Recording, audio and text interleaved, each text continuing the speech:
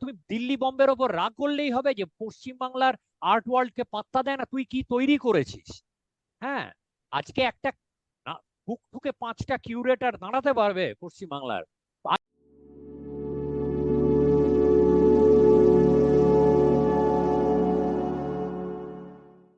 দুটো বিশেষ পর্বের পর আজ আমরা শুরু করছি আমাদের 10 নম্বর প্রশ্নভিত্তিক প্রোগ্রামের 30 নম্বর পর্ব। বিষয় আধুনিক ও সমকালীন ভাস্কর্য। একটা বিষয়ের ওপর একটা নির্দিষ্ট প্রশ্ন করলে তা নিয়ে একটা প্রেজেন্টেশন দেওয়া হয়, তারপর সেই প্রেজেন্টেশনকে কেন্দ্র করে আলোচনা হয়। সঙ্গে আছেন বিশ্বজিৎ মুখার্জি, মিতালি দাস, শেখ অভিক, নবকুমার চক্রবর্তী ও শান্তিনাথ পাত্র। কোনো মন্তব্য বা প্রশ্ন থাকলে নিচের কমেন্ট বক্সে লিখবেন। উত্তর দেওয়ার প্রয়োজন থাকলে আমরা ওখানে। আচ্ছা, প্রশ্নটা তো একই থাকছে। এবার আমার একটু স্টপ শেয়ার করতে হবে, কতগুলো আপডেট দেব। এই যে আমরা প্রোগ্রামটা করছি, এটা 30 নম্বর পর্যন্ত রিসার্চ করে চলেছি, পার্টিকুলারলি 27-28 এই যে ইন্ডিয়ার কনটেক্সটে, এটার সম্পর্কে আপডেট দিই। আমি এই প্রথমেই বলেছিলাম 27 নম্বরে যে আমার মনে হয় স্কাল্পচার একটা উপেক্ষিত বিষয় ইন্ডিয়ার আর্ট এন্ড স্কলারশিপে। আমি যত এগোচ্ছি তত আমি আরো কনফার্ম হচ্ছে সেটা সত্যি উপেক্ষিত বিষয়। আহ, তবে আমি আগে এটাও বলেছিলাম যে আমি ওই আর্লি জেনারেশন গুলো যারা স্বাধীনতার আগে, তাদের সম্পর্কে ভীষণ কম পাচ্ছি বা কিছু পাচ্ছি না। কিন্তু আমি বলেছিলাম যে পরের জেনারেশন গুলোর সম্পর্কে আছে মোটামুটি, সেটা ঠিক। আহ, আমি একটা সাইট পেয়েছি। এটা একটা ফাউন্ডেশন যেটা কিউরেটর গায়ত্রী সিনহা তৈরি করেছিলেন। তারপর সেটা এখন একটা সাইট হয়েছে, criticalcollective.in। এখানে যদি যাও, এটা শুধু ভিজুয়াল আর্টস না, সব লেন্স বেসড হ্যান ত্যান অনেক কিছু আছে। তার মধ্যে আর্ট হিস্ট্রিতে ক্লিক করো, তারপর একটু কমপ্লিকেটেড ওদের ওই স্ট্যাব মানে স্ট্রাকচারটা, কিন্তু পেয়ে যাবে ওই আর্ট হিস্ট্রিতে ক্লিক করার পরে আর্টিস্ট ট্যাবটা যদি যাও, ক্লিক করো, তাহলে দেখবে বাঁদিকের মেনুতে পরপর পরপর অ্যালফাবেটিক্যালি আর্টিস্টদের নাম আসবে, আর এক একটা আর্টিস্টের নামে ক্লিক করলে তার উপর লেখা আর্টিকেল আসবে। একটা থেকে দুটো চারটে পর্যন্ত, একটা দুটো তিনটে বা চারটে আর্টিকেল আছে, এবং বিভিন্ন লোকের লেখা। এগুলো কিন্তু এই সাইটের জন্য লেখা না, এই আর্টিকেল গুলো লেখা যেখানে হয়েছিল সেখান থেকে তুলে এখানে দিয়েছে, একটা আর্কাইভ তৈরি করছে, উইচ ইজ ভেরি গুড প্রচেষ্টা। এটার এখন এই সাইটটার এখন চিফ এডিটর না কি হবে হচ্ছে অভয় সরদেশাই, যে ওই আর্ট ইন্ডিয়ার বোধহয় এডিটর আছে বা ছিল, এবং ভালো। তবে ওই লেখার স্ট্যান্ডার্ডের অনেক তফাৎ আছে। গীতা কাপুরের লেখার যে স্ট্যান্ডার্ড অন্য আরেকজনের তা না। আর একটা হচ্ছে যে এডিট, তো আমি বলেইছি ইন্ডিয়াতে অন্তত ইংরেজি লেখার আর্টের ব্যাপারে যে এডিট খুবই খারাপ। তাই করেছে কি, যেমন গীতা কাপুর লেখা একদম মানে নির্ভুল নিখুঁত ঝরঝরে, কিন্তু অন্যান্য লেখাগুলো যা আছে তুলে বসিয়ে দিয়েছে তো। এবং যেখানে ওটা বেরিয়েছিল অরিজিনালি, তার যে ক্যাটালগ বা কোনো একটা সেখানে তো এডিটটা হয়নি ভালো, আর সেই খারাপ এডিটটাই থেকে গেছে। সুতরাং অকওয়ার্ড ভাষা টাষা এগুলো রয়েছে। সুতরাং এই আর্টিকেল গুলোর বেশি বড় না আর্টিকেল গুলো, কিন্তু এক একটার মানে আনইভেন, যে তাদের মান সমান না। কিন্তু যাই হোক, আমি বলবো এটা প্রচেষ্টাটা খুব ভালো। এটা আহ, এ- এই এই এই- এই এইখানে এবং অন্যান্য ব্যাপারে অন্যান্য দিক দিয়ে এই রিসার্চটা চালাতে গিয়ে আরো কতগুলো ব্যাপার আমি দেখলাম। যে এই যে ওই ওই সাইটেই ধরো, আহ, স্বাধীনতার আগের জেনারেশন স্কাল্পটারদের কথা বলছি, জন্ম এরম লোকের সম্পর্কে একটাও আর্টিকেল আছে, এটা হচ্ছে রামকিঙ্কর তো থাকবেই। এছাড়া ধনরাজ ভগত, মীরা মুখার্জি, আর বিশেষ কেউ নেই। আমি একটা জিনিস দেখলাম যে দেবীপ্রসাদ, প্রদোষ দাশগুপ্ত, এই এই কয়েকজনকে যেমন যেমন দেবী চিন্তামণি কর কেমন যেন ইন্ডিয়ান আর্টের স্কলারশিপ ভুলতে চায়, বুঝলে তো? এটা একটা এম্বারাসিং ব্যাপার। একটা লেখা নেই এদের উপর। উপরন্তু রতন পারিমুর একটা লেখা আছে মডার্ন স্কাল্পচারাল মুভমেন্ট বলে ওই সাইটে, তাতে রতন পারিমু বলছে দেবীপ্রসাদ হ্রদার দিকে তাকিয়ে কোথায় হ্রদার ব্যাপারটাই বুঝতে পারেনি দেবী। বেসিক্যালি যেটুকু বলেছে ডাউন করেই বলেছে।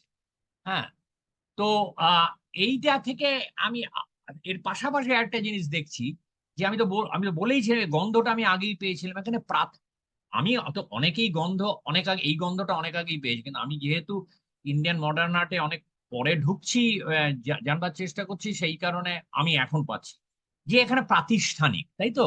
এদিকে Santiniketan, Baroda, J school, mainly Santiniketan আর বরোদা।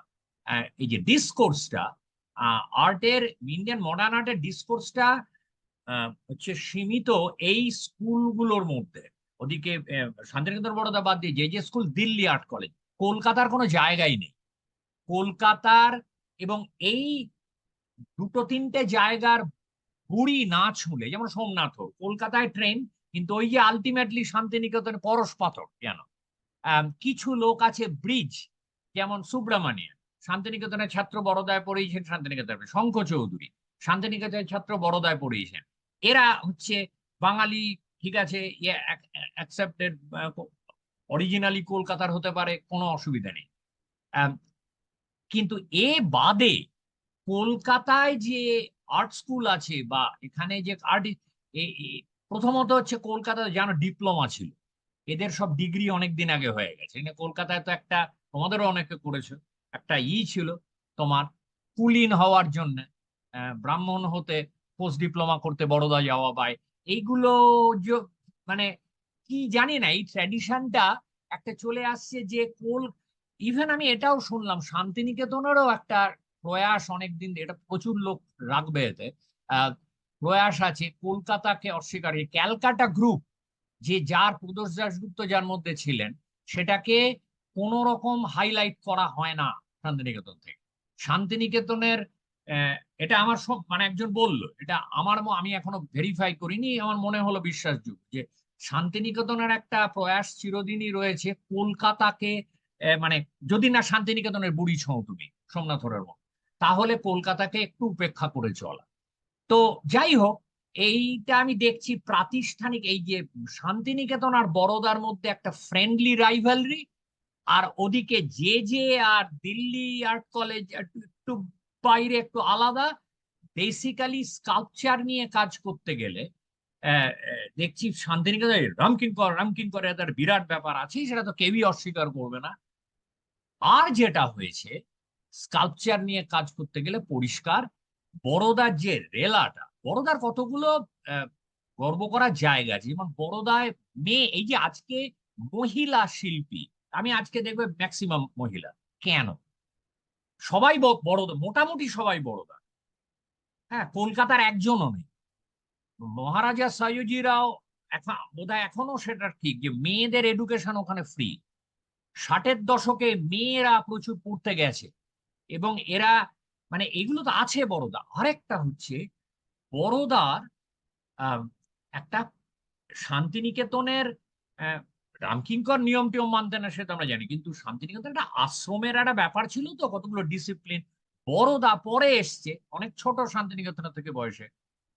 বড়দার ফ্রি থিঙ্কিং, যে প্রথম থেকে বড়দায় একটাই গুলাম শেখ ফেকের ইয়েতে কমপ্লিট মানে ইন্ডিপেন্ডেন্ট, স্বাধীন চিন্তার স্বাধীনতা, এটা বড়দা দিয়েছে।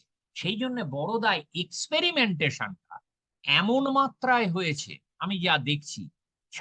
মানে কলকাতা তো দূরের কথা, বাদ দিয়ে দাও, কলকাতার আর্ট এডুকেশনের কথা বলতে গেলে আবার আরেকটা পর্ব করতে হয়, সেটা তো আমিই জানি, আমি এর পার্ট, আমি এর প্রোডাক্ট, আমিই জানি। আম, কিন্তু শান্তিনিকেতন ধরলেও ওই ওই চিন্তার স্বাধীনতা, শান্তিনিকেতনে যেটা অদৃশ্য একটা ব্যাপার ছিল, চিরদিনই রয়েছে। সে আজকে হয়তো অনেকটা তার বাইরে বেরোচ্ছে, কিন্তু বড়দায় তো কোনোদিন ওইটা নিয়ে শুরুই হয়নি। প্রথম থেকেই বিদেশিরা আসছে, এ করছে, যার ফলে যেটা হয়েছে স্কাল্পচারের ক্ষেত্রে এই যে আমি বলেছিলাম যে স্কাল্পচারের সেকুলার ট্র্যাডিশন আমাদের নেই বলে ওয়েস্টের দিকে তাকাতেই হবে টুল হিসেবে, প্রথমেই বলে নিয়েছে 27 নম্বরে। এইটা বড়দায় বিরাট কাজে দিয়েছে, যে তুমি যে এই যে তাকাবে চতুর্দিকে ফ্রি, এই যে মেটেরিয়াল প্রসেস চিন্তা ভাবনায়, যে সময়ে 60-70-এর দশকে যে সব তখন ইয়াং ছিল যারা যে কাজ করেছে না, যে সেই কাজ কলকাতায় বসে করে ভাবাই যায় না। এই যে আমরা কলকাতায় বসে আমাদের সময় যখন কলেজে পড়ি, হ্যাঁ ওরা যে কি করে বুঝি না, বড়োদা বোম্বে, এই বুঝি নার কারণটা ছিল এই আমাদের কবজির জোর।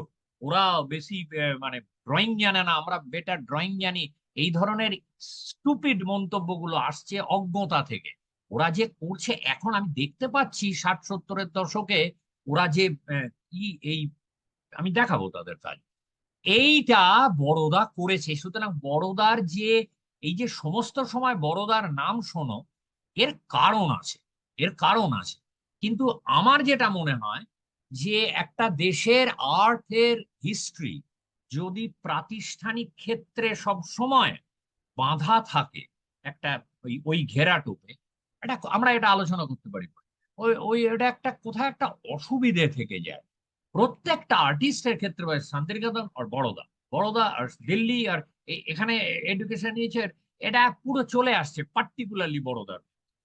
তো আহ, যেটা আমি বলে নিতে চাই এখানে, এই এই এইবার তো আমি স্বাধীনতার পরে জন্ম লোকেদের দিকে যাচ্ছি, যে স্বাধীনতার আগে তো ওগুলোকে ফলো করছিল রদা, হেনরি মুর, রাকুসি, বারবারা হেপওয়ার্ড। এবার যারা 60-এর দশকে ম্যাচিওর হচ্ছে, স্বাধীনতার পরে জন্ম, তাদের সামনে এই যে তুমি যদি এই এই লোকেদের কাজকর্ম দেখো, আহ, পশ্চিমের সঙ্গে একটা বড় তফাৎ হলো, পশ্চিমে আমাদের কি দেখেছি আমরা, তুমি পর্ব 4-5-এ চলে চলে যাও, ওখান থেকে যে কিউবিজম, সেজান থেকে কিউবিজম এলো, তারপর থেকে যে ভাঙছে, স্কাল্পচার ভাঙছে এবং দ্বিমাত্রিক আর ত্রিমাত্রিকের যে সংলাপ, এটার কিন্তু একটা লজিক্যাল প্রগ্রেশন আছে। মানে লজিক্যাল প্রগ্রেশন তুমি ভেবে নিতে, আর্টিস্টরা তো ভেবে করেনি, কিন্তু তুমি হিস্টোরিয়ান হিসেবে আমি বসে লজিক্যাল প্রগ্রেশন ভেবে নিতে পারি। আচ্ছা, ডিমার কোলাজ এলো, সিনথেটিক কিউবিজম, দ্বিমাত্রিক অর্থাৎ ত্রিমাত্রিকতা সংলাপ বাড়লো, তারপরে তোমার ভয়েড কে ইউজ করা এলো, কিউবিজম থেকে তো সুরিয়ালিজম অন্যভাবে ভয়েড কে ইউজ, এটসেট্রা এটসেট্রা, এদিকে অ্যাবস্ট্রাকশন। এইটা তুমি ইন্ডিয়ার ক্ষেত্রে পাবে না, এবং আমার ধারণা আর কোনো দেশেই পাবে না পশ্চিমের বাইরে। কারণ এখানে প্রথমে ওই মাথরে থেকে তোমার ওইগুলো হয়েছে, রিয়েলিস্টিক ন্যাচারালিস্টিক ইন্ডিয়ান করতে গেছে স্ট্যাচু, তারপরে না একটা বিস্ফোরণ হয়েছে, যার জন্য মূলত দায়ী বড়দা এবং অন্য অন্যরাও আছে। বিস্ফোরণ হয়েছে 60-70-এর দশক থেকে একটা বিস্ফোরণ হয়, যেটা আমরা ধনরাজ ভগত, আদি দাভিয়েরওয়ালার মধ্যে দেখছি, সেইটা একেবারে একটা ফায়ার ওয়ার্কস হয়ে গেছে এই 60-70 দশক থেকে 80-90 দশক। সেই জন্য তুমি ওইভাবে যদি পশ্চিমের মতো ওই, আচ্ছা এবার আমি আমি ভয়েডের ব্যবহার নিয়ে বলবো, মুশকিল হয়ে যাবে, তুমি পারবে না। মানে তুমি যদি তাকা, আমি যেটা কাজ করতে গিয়ে ভীষণ মানে at the same time interesting কিন্তু আবার খুব ফ্রাস্ট্রেটিং, যে কোনো ওয়েস্টে যেমন তুমি ওই প্রগ্রেস দিয়ে যাবে, ওদিকে ওদিকে ব্রিটিশ ইয়ে এলো, মোল্টু, তারপরে এদিকে যুদ্ধের পর কতগুলো, এদিকে অ্যাবস্ট্রাক্ট এক্সপ্রেশন, জাঙ্ক, অ্যাসেম্বলেজ, কনস্ট্রাকশন, এইভাবে তুমি কোনো পথ পাবে না, তোমাকে পথ করে নিতে হবে।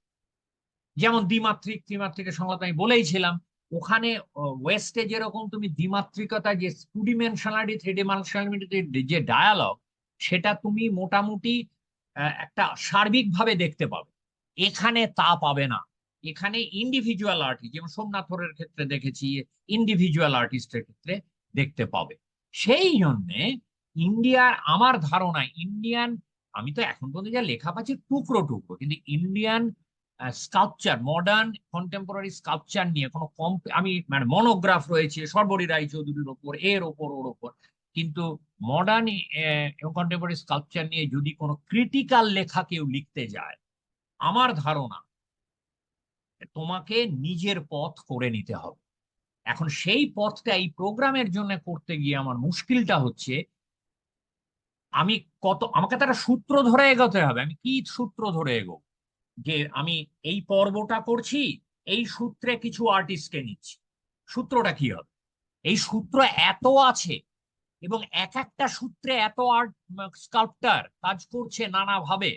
যেমন আজকে আমি মেটেরিয়াল প্রসেস দিয়ে বলবো, আমি আর দুটো পর্ব করব, মানে এই পর্ব আর একটা 31-এ শেষ হবে, অড নাম্বার হলেও শেষ হবে 31, কারণ এটা আমি দেখছি চালিয়ে গেলে আর অনন্তকাল চলবে।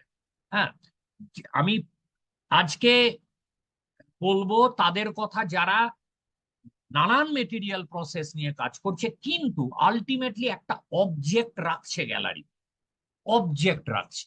আর এর পরের দিন বলবো যারা আরো জিনিসটাকে পারফরমেন্স ভিডিও বা এর মাধ্যমে আরো ডিফিউজ করে দিচ্ছে, কিন্তু তাও আমি ওটাকে স্কাল্পচারাল ডিসকোর্সের মধ্যে ফেলবো, লার্জ ইনস্টলেশন।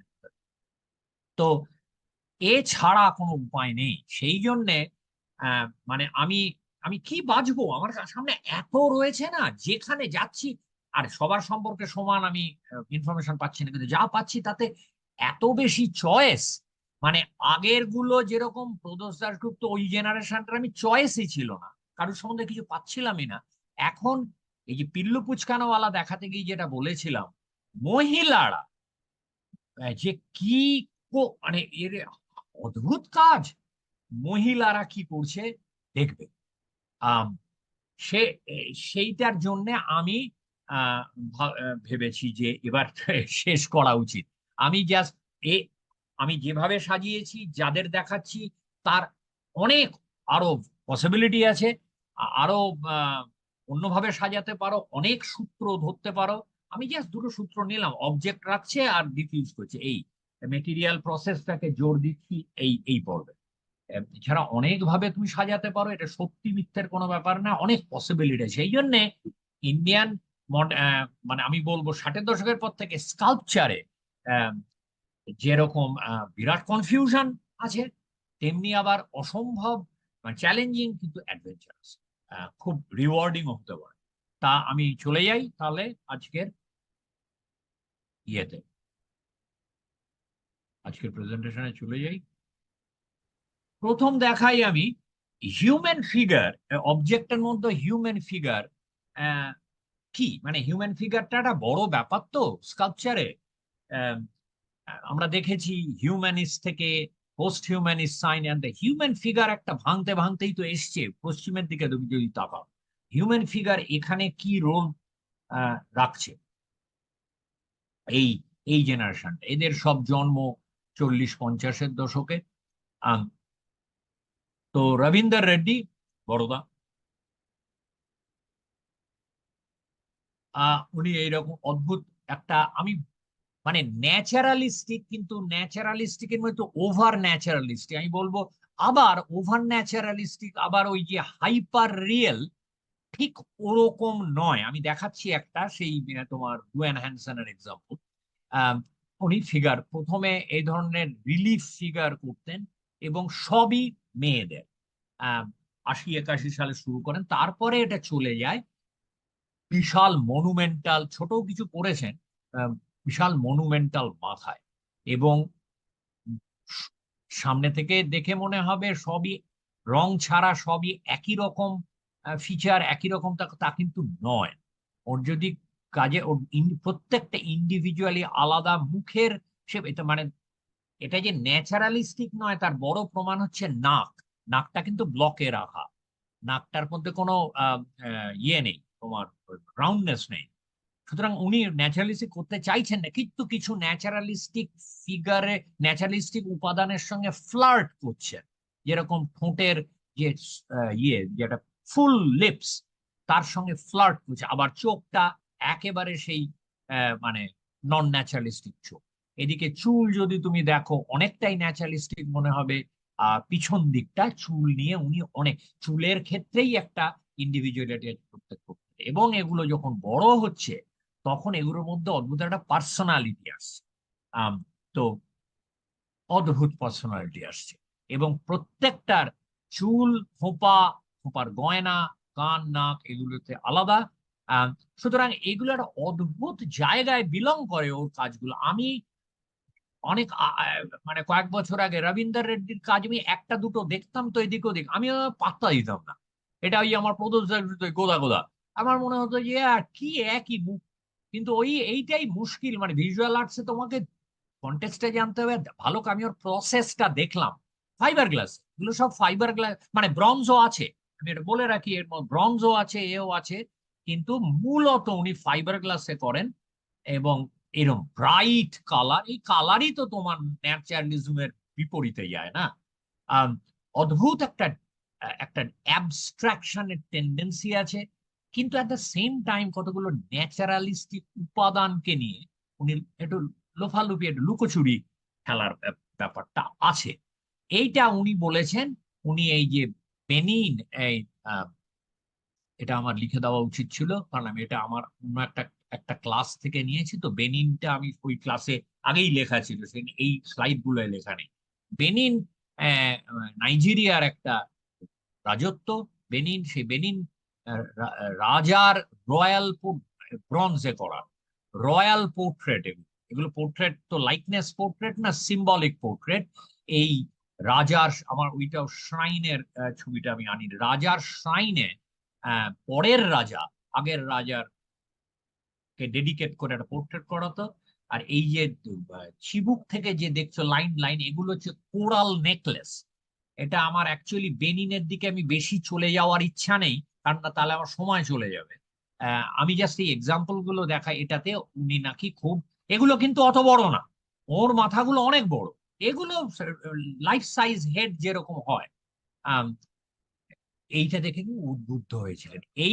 এর এর মাথা থেকে একটা বিশাল হাতির, আফ্রিকান হাতির দাঁত কার্ভ করা, এরকম মাথার মধ্যে একটা হলো আছে, লাগানো থাকে, সে একটা অদ্ভুত ব্যাপার। শ্রাইন, রয়্যাল শ্রাইন, তা এইগুলো দেখে উনি উদ্বুদ্ধ হয়েছিলেন। এইটা যদি যেমন ধরো 16th সেঞ্চুরির এইটা স্টাইলের বিবর্তনটা দেখো, 15, 5th to 16, 15, late 16, 18 to 19 style change, উনি এগুলোতে মানে এটার মধ্যে উনি আর কিছু নিচ্ছেন না। এই যে পোর্ট্রেটের এই যে সিম্বলিক না, মানে লাইকনেস নাই, বড় বড় চোখ, নাকটা অদ্ভুত, কিন্তু ফুল লিপস, এই জিনিসগুলো উনি ইন্সপায়ার্ড হয়েছিল। তো প্রথম দিকে কেন, পরের দিকে উনি ফুল ফিগারও করেছে। আগের দিকে তো ওই ইয়েগুলো রিয়েলিস্টিক ড্রেস পরা, একদম মানে জিন্স পরা, এ পরা, যে রিলিফ রিলিফ দিয়েই শুরু করেছিলেন। তারপরে এই 2008-এ দেখো খুব অ্যালেগোরিক্যাল টাইপের ফিগার করেছে। আম, এখন এই যে আম, করেছেন, আমি বলছি, আমি আসছি, এতে আমি একটু দেখিয়ে নিই। এই যে ধরো ডুয়ান হ্যানসনের যে পিস, প্রথমে আমি বলি যে এই যে হিউম্যানিস্ট আর পোস্ট হিউম্যানিস্ট সাইনের কথা বলেছিলাম, যে আমার বক্তব্য হচ্ছে ওয়েস্টার্ন ওয়ার্ল্ডে স্কাল্পচারে দ্বিতীয় বিশ্বযুদ্ধের পরে যা হিউম্যান ফিগার তুমি দেখবে সেগুলো পোস্ট হিউম্যানিস্ট, কারণ সেগুলো ঠিক মানুষের রিফ্লেকশন না। আহ ওটা ইনডিরেক্ট ব্যাপার, যেরকম প্রতিফলন না। আহ তা এইটা আমি তার এক্সাম্পল দেখিয়েছিলাম, এই ডুয়ান হ্যানসন। ডান দিকে এইবার আমাদের সামনে প্রশ্নটা আসছে স্বাধীনতার আগে, তো আমি এটা উল্টো দিকে দেখিয়েছি, তোমার এই প্রদোষ দাস, আমি বলেছি না, ওগুলো 50-60-এর দশকে করা হলেও 70-এ, আমি ওগুলোকে হিউম্যানিস্টই ধরবো, কারণ আমাদের দেশে পোস্ট হিউম্যানিস্ট হয়ে সাইন হওয়ার মতো আর্টের ও আর্ট ওই জায়গায় ছিল না। বেসিক্যালি এটা মাথায় রেখো যে আমরা যেগুলো পশ্চিমে দেখেছি বিংশ শতাব্দীর প্রথম দিকে ঘটছে, স্ট্যাচু থেকে বেরিয়ে এসে স্কাল্পচার, আমাদের দেশে সেটা ঘটছে তোমার 60-70 বছর বাদে। এখন এখানেই একটা প্রশ্ন আসে, "এই মা, তাহলে আমরা পিছিয়ে পড়েছি? আমরা, ওরা যেটা 60-70 বছর আগে ওই যে তোমার রদা থেকে তারপরে কিউবিজম, এটা আমরা এখন ওইভাবে ঘটছে না, অন্যভাবে ঘটছে, কিন্তু ঘটছে প্রায় অর্ধ শতাব্দী পরে বা অর্ধ শতাব্দীর বেশি। হ্যাঁ, অর্ধ শতাব্দী পরে ধরো, ওইদিকে 10-15 সাল যদি ধরো, একে 60-70। না, এখানে ওই পিছিয়ে পড়া বা ফেলে আসার কোনো ব্যাপার না। আমি তো আগে অন্য প্রোগ্রামে এটা বলেছি যে তাই যদি বলতে হয় তাহলে সবচেয়ে আগে গিয়ে গিলটি হবে পিছিয়ে পড়ার যে ওয়েস্টার্ন মডার্নিস্টরা, পিকাসোর জেনারেশন, তারা যে আফ্রিকান মাস্ক থেকে নিয়েছিল, এটা তো অনেকদিন আগের করা, তাহলে তারা নিল কি, নিল কেন? সুতরাং এই পিছিয়ে পড়ার ব্যাপারটা একেবারেই খাটে না আর্টের। আর্টে একটা জিনিস ঘটবে কিনা সেটা ডিপেন্ড করছে তার সামাজিক, আর্থসামাজিক এবং অন্যান্য পরিস্থিতির উপর, এবং আর্টের নিজস্ব পরে। যেখানে ইন্ডিয়ার কোনো সেকুলার ট্র্যাডিশনই ছিল না স্কাল্পচারে, সেখানে ওই সময় হবে কি করে? যেমন পপ, 60-এর দশকে পপ আমেরিকায় হয়েছে, ইউরোপে হয়েছে। আবার আমেরিকা আর ইউরোপের পপ এক না। আমাদের এখানে পপ বলে যেটাকে পরিচিত করে 90-এর দশক হয়েছে। ইকোনমি লিবারালাইজ করা, এর মধ্যে পিছিয়ে পড়ার কোনো গল্পই নেই। তো যাই হোক, তাহলে প্রদোষ দাশগুপ্ত চিন্তামণি করদের যদি আমি বলি, human figure is a humanist sign, not a post humanist sign. এই ডুয়েন হ্যান্ডসনের একই সময় ইয়া করছে ওরা, ওটা কিন্তু হিউম্যানিস্ট। তাহলে এটাকে কি বল? স্বাধীনতার পরে যাদের জন্ম, আমি এখনো শিওর নই। আমি বলবো তারা যে এই যে হিউম্যান ফিগার আজকে, মানে আমার মনে হয় এটা অনেকটাই পোস্ট হিউম্যানিস্টের দিকে যায়। আম, কিন্তু আই এম নট শিওর, কারণ যেসব কথাবার্তা উনি অন্তত বলেন এবং যেভাবে ওর কাজ, রবীন্দ্র রেড্ডির কাজ গৃহীত হয়েছে, তাতে হিউম্যানিস্ট মানে একটা নারী শরীরকেই আমি দেখছি এর মধ্যে দিয়ে অনেকটা ডিরেক্ট প্রতিফলন। এইটা অনেক সময় এসছে এবং ওর কথাতেও এসছে। ইন্ডিয়ার মতো সোসাইটিতে একটা নেকেড মহিলার শরীর স্কাল্পচারালি, থ্রি ডিমেনশনালি কি কখনোই পোস্ট হিউম্যানিস্ট হতে পারে? এখন পর্যন্ত কি পোস্ট হিউম্যানিস্ট হওয়ার মতো জায়গায় আমাদের সমাজ রয়েছে? I am not sure about that. অর্থাৎ যেটা বলতে চাইছি, যে তুমি যদি এক নারী শরীরকে এভাবে পোর্ট্রে করো, তাহলে একটা অবজেক্টিফিকেশন থাকছেই। এটা সেই অবজেক্টিফিকেশনটাই তো ওটাকে হিউম্যানিস্ট জায়গায় বেঁধে রাখছে। পোস্ট হিউম্যানিস্ট যে আমি এই মাথাগুলো দেখে যে বলছি, মাথাগুলো দেখে যদি আমি কিছুটা পোস্ট হিউম্যানিজমের দিকে এগোতে চাই, এর মধ্যে উনি ফোক ইউজ করছেন, এটা ওটা করে, কিন্তু আমি এটা এটা কোনো মানুষ না, এটা একটা সাইন। এবং পোস্ট এভাবে যদি আমি আর্গু করি, আমার এইখানে সেই আর্গুমেন্টটা কিন্তু ওর নিউড এতে কিন্তু রাখা মুশকিল, অনেকটাই মুশকিল। আরো এই কারণে বলছি যে এক মহিলা, অন্ধ্রের এক মহিলা, উনি মানে ও আর্ট হিস্ট্রি পড়ায় নিউ জার্সি, সজলের পরিচিত। সে আমাকে সজল মানে আমি দেখা হয়নি, সে ইমেলে বলে একটা লেখা পাঠাবে তোমাকে, একটু পড়ো। তা ওই লেখাটা পাঠিয়েছিল, এখানে কোন কোন একটা এতে পাবলিশড হয়েছে। ও দেখাতে চাইছে ও ও ভালো, মানে লেখাটা এমনিতে এডিট ফেডিটে প্রচুর গন্ডগোল আছে এবং কনসেপ্টেও আরো ডেভেলপ হওয়া দরকার, কিন্তু লেখাটার বেসিক কনসেপ্টটা ভালো। যে অন্ধে নারী শরীরকে, বা নারী শরীর, হ্যাঁ নারী শরীর, সে নেকেড হোক বা নাই হোক, আহ, পুরুষ আর্টিস্টরা কিভাবে দেখিয়েছে আর মহিলা আর্টিস্টরা কিভাবে দেখিয়েছে। ইন্টারেস্টিং। ও খুব বেশি মাত্রায় দৃষ্টান্ত এনেছে বলে ওটা একটু মানে খুব অল্প অল্প করে বলেছে, কিন্তু আমি আমার ক্রিটিক দিলাম একটা। তা এই যে ব্যাপারটা আর কি, যে ইন্ডিয়ায় তুমি একটা নেকেড মহিলার শরীর, যেটা মানে পশ্চিমে অত অবজেক্টিফিকেশনের কথা উঠতে পারে, কিন্তু অনেকটা অন্য কথাও বলা যেতে পারে একটা নগ্ন শরীর নিয়ে। এখানে কি আমরা সেই জায়গায় এসছি? সুতরাং আমি বলবো হিউম্যান ফিগার যেখানেই দেখছি, আমি পোস্ট হিউম্যানিস্ট পুরো মানতে পারছি না এখনো পর্যন্ত যা দেখলাম।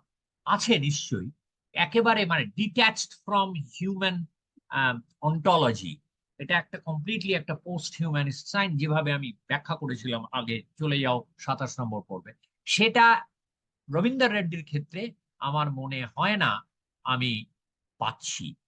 মাথায় কিছুটা পাচ্ছি, কিন্তু আহ নগ্ন শরীরগুলো একটু মানে একটু কি বল, ধাক্কা বলবো না, একটু ঝাঁকা দেয়, পার্টিকুলারলি কারণ এটা স্কাল্পচার। এইভাবে তার এক্সিবিশনে খুব অ্যাপিলিং, অ্যাপিলিং এক্সিবিশন। এখন এটা কোথায় যাবে আগামী দিনে আমি জানি না, কিন্তু উনি অ্যাকচুয়ালি এটাই যে এসছে এখানে, উনি একটা বড় করেছেন মনুমেন্টাল, এই মানে একটা ওটা ছোট থেকে এসছে, ওই রিলিফ থেকে থ্রি ডিমেনশন মানে রাউন্ডে এসছে, স্কাল্পচার এগুলো তো হয়েইছে।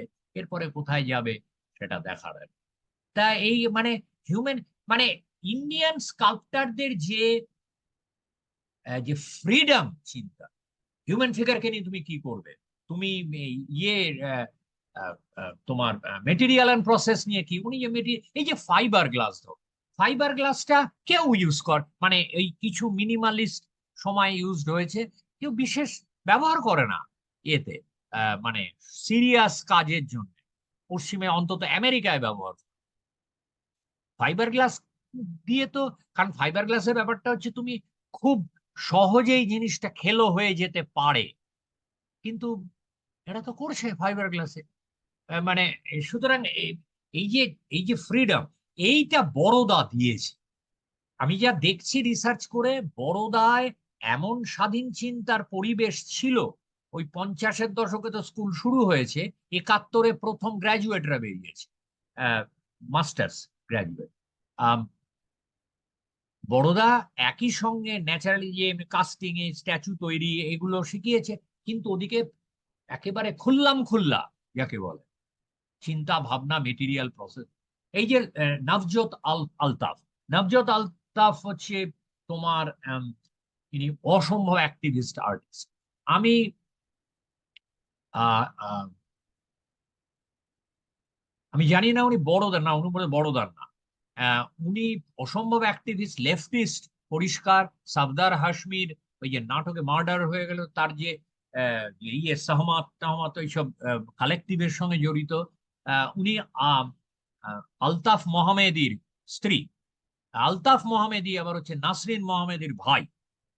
তো একটা বিশাল একটা পেডিগ্রি আছে সেখানে, এবং উনি মানে লড়াকু একদম। তো আমি ওর ওর ম্যাক্সিমাম উনি 90s-এ বাস্তারে গিয়ে, 97-টেনে বাস্তারে গিয়ে, ওই যেখানে তোমার মীরা মুখার্জি গিয়ে বাস্তারে, উনি কিন্তু ওই ডোকরা শিখতে যান। উনি একেবারে সব মিলিয়ে আর্ট ক্রাফট মুভমেন্ট এবং পলিটিক্যাল, তাদের সোশ্যাল জাস্টিস, একেবারে সোশ্যাল জাস্টিস ওয়ারিয়ার। উনি ওদের সঙ্গে মিশে একেবারে অন্য রকম কাজ ওর বদলে গেছে। গ্যালারিতে অবজেক্ট সব সময় না, ভিডিও ইনস্টলেশন।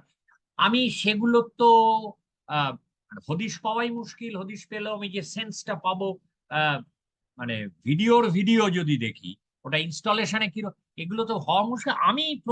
আমি কিছু ওর অবজেক্ট নিয়ে কাজই রাখছি, এবং যেটা রবীন্দ্র রেড্ডির সঙ্গে যায় সেটা হচ্ছে এই ধরনের কিছু পোর্ট্রেট এবং ফিগারেটিভ অবজেক্ট। কোথায় এটা অনেক, একটা 97 একটা 5-এ করা, কিন্তু দেখি যে রবীন্দ্র রেড্ডির সঙ্গে এক, এটা ফাইবার গ্লাস, কিন্তু একেবারে আলাদা।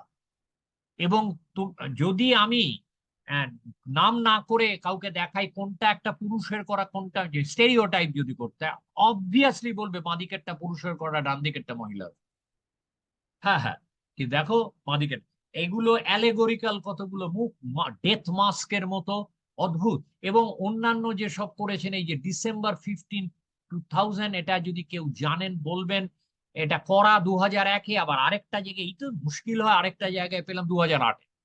তো এটা কি ডিসেম্বর 15, 2000টা কি, কেন করে, মানে মানেটা কি, এটা আমি জানি না, আমি খুঁজলাম অনেক, পেলাম না।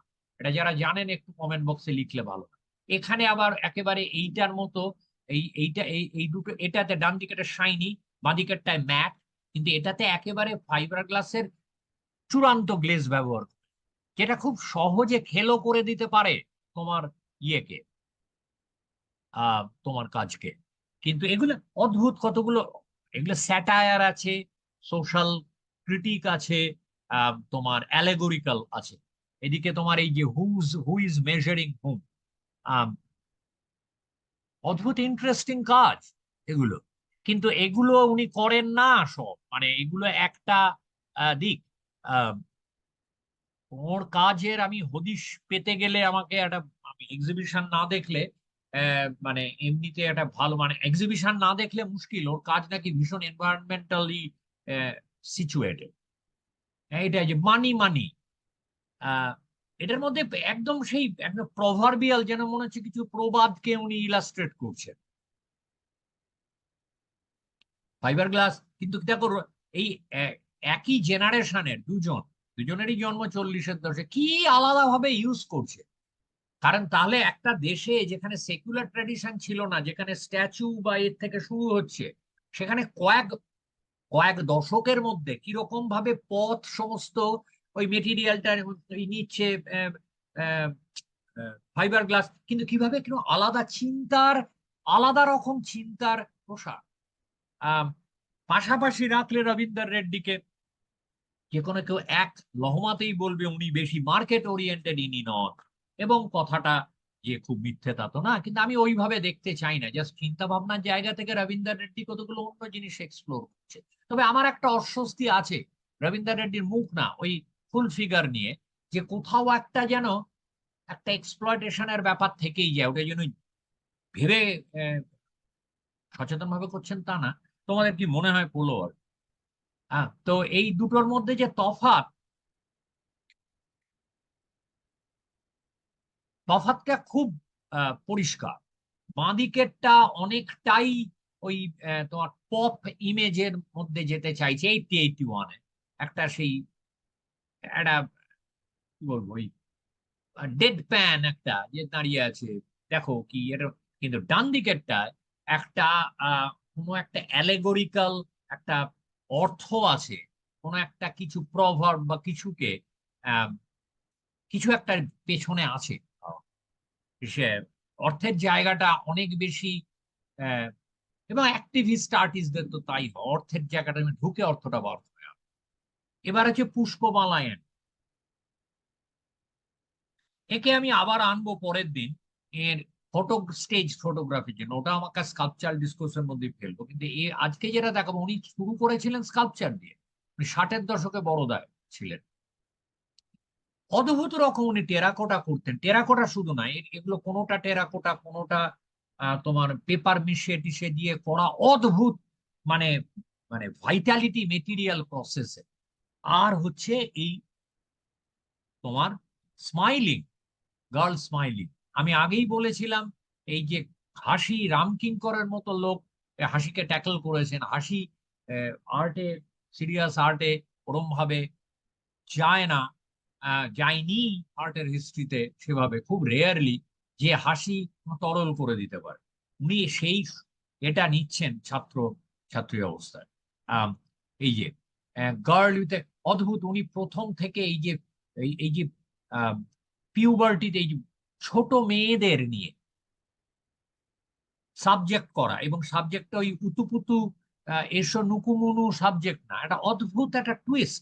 গার্ল উইথ আ শেল, এই যে পেছনে একটা কড়ি ধরে আছে, কেন কি একটা অদ্ভুত একটা একটা মিস্ট্রি, একটা হাসছে কেন, কড়ি ধরে আছে কেন, এইটা নিয়ে এইটাকে সাবজেক্ট করা। I am really really impressed যে উনি সেদিন ওই যে সুব্রমণিয়ানের শোয়ের শেষ দিন যে প্যানেলটা হলো, ওতে উনি দেখাচ্ছিলেন এরকম কিছু কাজ, এই কাজটাই বোধহয় দেখিয়েছিলেন। তাতে উনি বলছিলেন যে ওর ওই ফেমিনিস্ট ওই চিন্তা ভাবনাটা আছে, কিন্তু ছোট মেয়েদের নিয়ে করছে, লড়াকু মহিলা টহিলা না। হ্যাঁ, এটা এই যে দ্য ফুল, এই যে মুখোশ পরে এ করছে খুব, এগুলোর মধ্যে একটা বিরাট ডেঞ্জার হচ্ছে যে তোমার ঝুঁকি থাকে যে এটা পুতুল হয়ে যাবে। এইখানে একটা কথা বলি, আমরা যে বলি যে স্কাল্পচার একটা পুতুল হয়ে গেছে, আমরা কি মিন করি বলতো? স্কাল্পচার পুতুল হয়ে আমরা যখন বলি একটা স্কাল্পচার পুতুল হয়ে গেছে, আমরা ইউজুয়ালি সেটাকে মানে গালাগাল পুতুলটা, তাই তো? কিন্তু পুতুলটা গালাগাল হওয়ার আহ, আহ, দরকার কারণ মানে উচিত না। পুতুলের একটা আলাদা ডিসকোর্স আছে, একটা পুতুল আর একটা, আর স্কাল্পচার বলতে কাকে তুমি বুঝবে, আহ, কি বুঝবে সেটাও একটা ব্যাপার। আমরা যদি ধরি মডার্নিস্ট ল্যাঙ্গুয়েজ থেকে আমি স্কাল্পচারকে ধরবো, আর পুতুল পুতুল, তাহলে দুটো তফাৎ কি? আমার কাছে পুতুল আর স্কাল্পচারের একটা বড় তফাৎ হলো বিষয়বস্তুর গাম্ভীর্য। পুতুলের দুটো উদ্দেশ্য থাকে, একটা হচ্ছে খেলার, ছেলেমেয়ের খেলা বা সাজিয়ে রাখা, আরেকটা যে রিচুয়াল কিছু উদ্দেশ্য থাকে। রিচুয়াল উদ্দেশ্যে এলে আবার পুতুলের গাম্ভীর্য, এই বিষয়বস্তুর গাম্ভীর্যের জায়গাটা কিন্তু আমি যেভাবে বলছি সেটা খাটে না। আমি একটা উদাহরণ দেখাচ্ছি তাহলে। এখানে এটার একটা বিষয়বস্তুর গাম্ভীর্য আছে, এটাকে আমি ধরে নিচ্ছি একেবারে, সেই জন্য আমি এটাকে পুতুল বলবো না। কিন্তু একটা স্কাল্পচার যদি পুতুল হয়ে যায় সেটা কি তার ব্যর্থতা? হ্যাঁ, ব্যর্থতা। কিন্তু এইখানে একটা অদ্ভুত ব্যাপার আমি দাবি করছি আর কি, একটা স্কাল্পচার যদি পুতুল হয়ে যায় তাহলে তার যদি ব্যর্থতা হয়, একটা পুতুল যদি স্কাল্পচার হয়ে ওঠে তাহলে কি সেটা ব্যর্থ? আমি বলবো সেটাও ব্যর্থ। অর্থাৎ আমি পুতুল আর স্কাল্পচারকে দুটো আলাদা ডিসকোর্স ধরি, ওপর নিচে না, দুটো আলাদা প্লেনে বিলং করে। একটা স্কাল্পচারের পুতুল হয়ে যাওয়াটাও ব্যর্থতা, একটা পুতুলের স্কাল্পচার হয়ে ওঠাটাও আমি এক অর্থে ব্যর্থতাই বলবো। মানে পুতুল না থেকে যদি স্কাল্পচার, যদি পুতুল স্কাল্পচার দুটোই হয়, that is a different thing. আমি সেরকম একটা দেখাচ্ছি। এই যে এইটা যেমন খুব সহজে পুতুল হয়ে যেতে পারে, এই যে এমন মানে আপাত দৃষ্টিতে আহ, মানে কি বলবো, খুব সিরিয়াস নয় এমন অ্যাক্টিভিটি, এবং করছে একটা পিউবার্টির একটা মেয়ে, আর অ্যাডোলেসেন্ট মেয়ে, এই জায়গা থেকে হয়ে যেতে পারে। এইটা দেখো, আমি দেখাচ্ছি ওই অদ্ভুত অদ্ভুত কাজ, টেরাকোটা, দ্য ভয়েজ, চিন্তা ভাবনা দেখো। কলকাতার আর্ট কলেজে এই ধরনের কাজ 90-এর দশকেও কেউ দেখেছে? এখন হয় দেখা টাকা যায়, মানে এই 2000-2000-এর পর।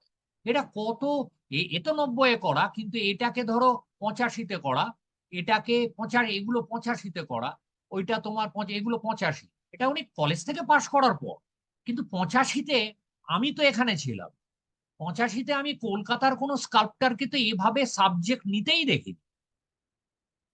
এবার আসি ওই যেটা বলছিলাম, এটা যে নাইজেরিয়ার ইয়োরুবা কালচারে বিশাল কালচার, সে বিশাল এথনিসিটি, দেখে নিতে পারো এই যে ইয়োরুবার নামটা রয়েছে, একটা এথনিসিটি।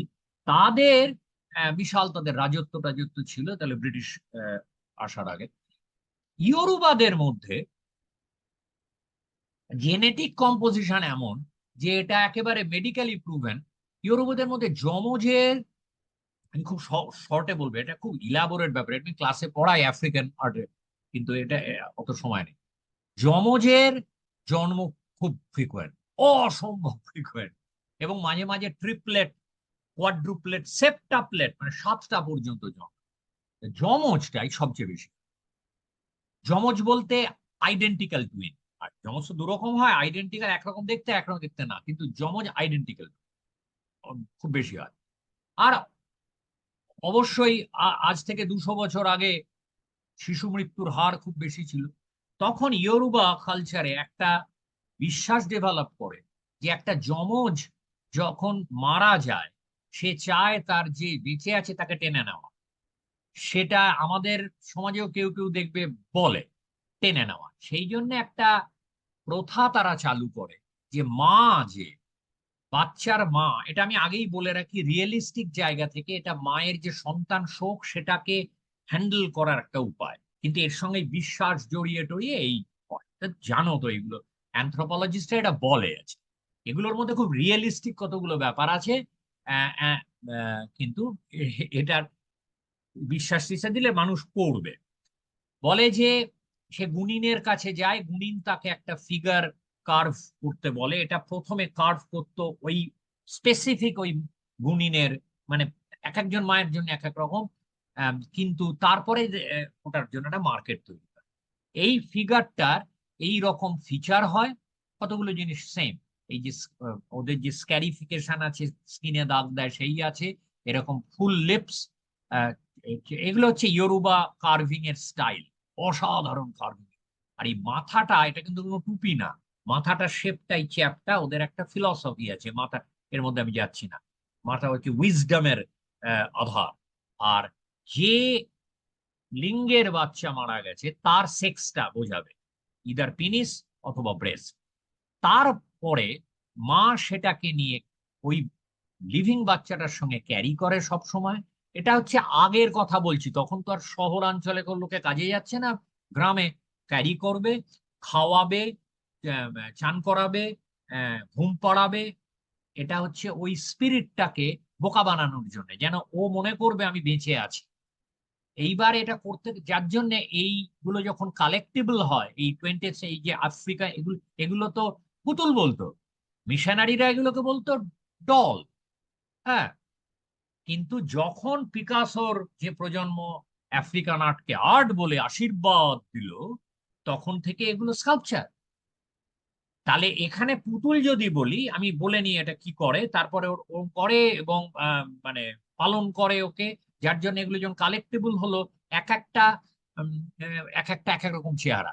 কেউ জামা পরানো, কেউ এই যে কোমরে একটা পুঁতির মালা পরানো, সে মায়ের এই যে ইচ্ছে যেভাবে সে সাজাবে। আহ, গা তেল তেলে, গায়ে সেই যে ইনক্রাস্টেশন পড়ে গেছে, পাটিনা পড়ে গেছে, নানান সেটা দারুণ কালেক্টেবল এগুলো। এগুলো এক একটার মধ্যে কিন্তু এক একটা মহিলার জীবনের স্টোরি। কিন্তু সেটা কেউই তো ওইভাবে তো লেখেনি তখন।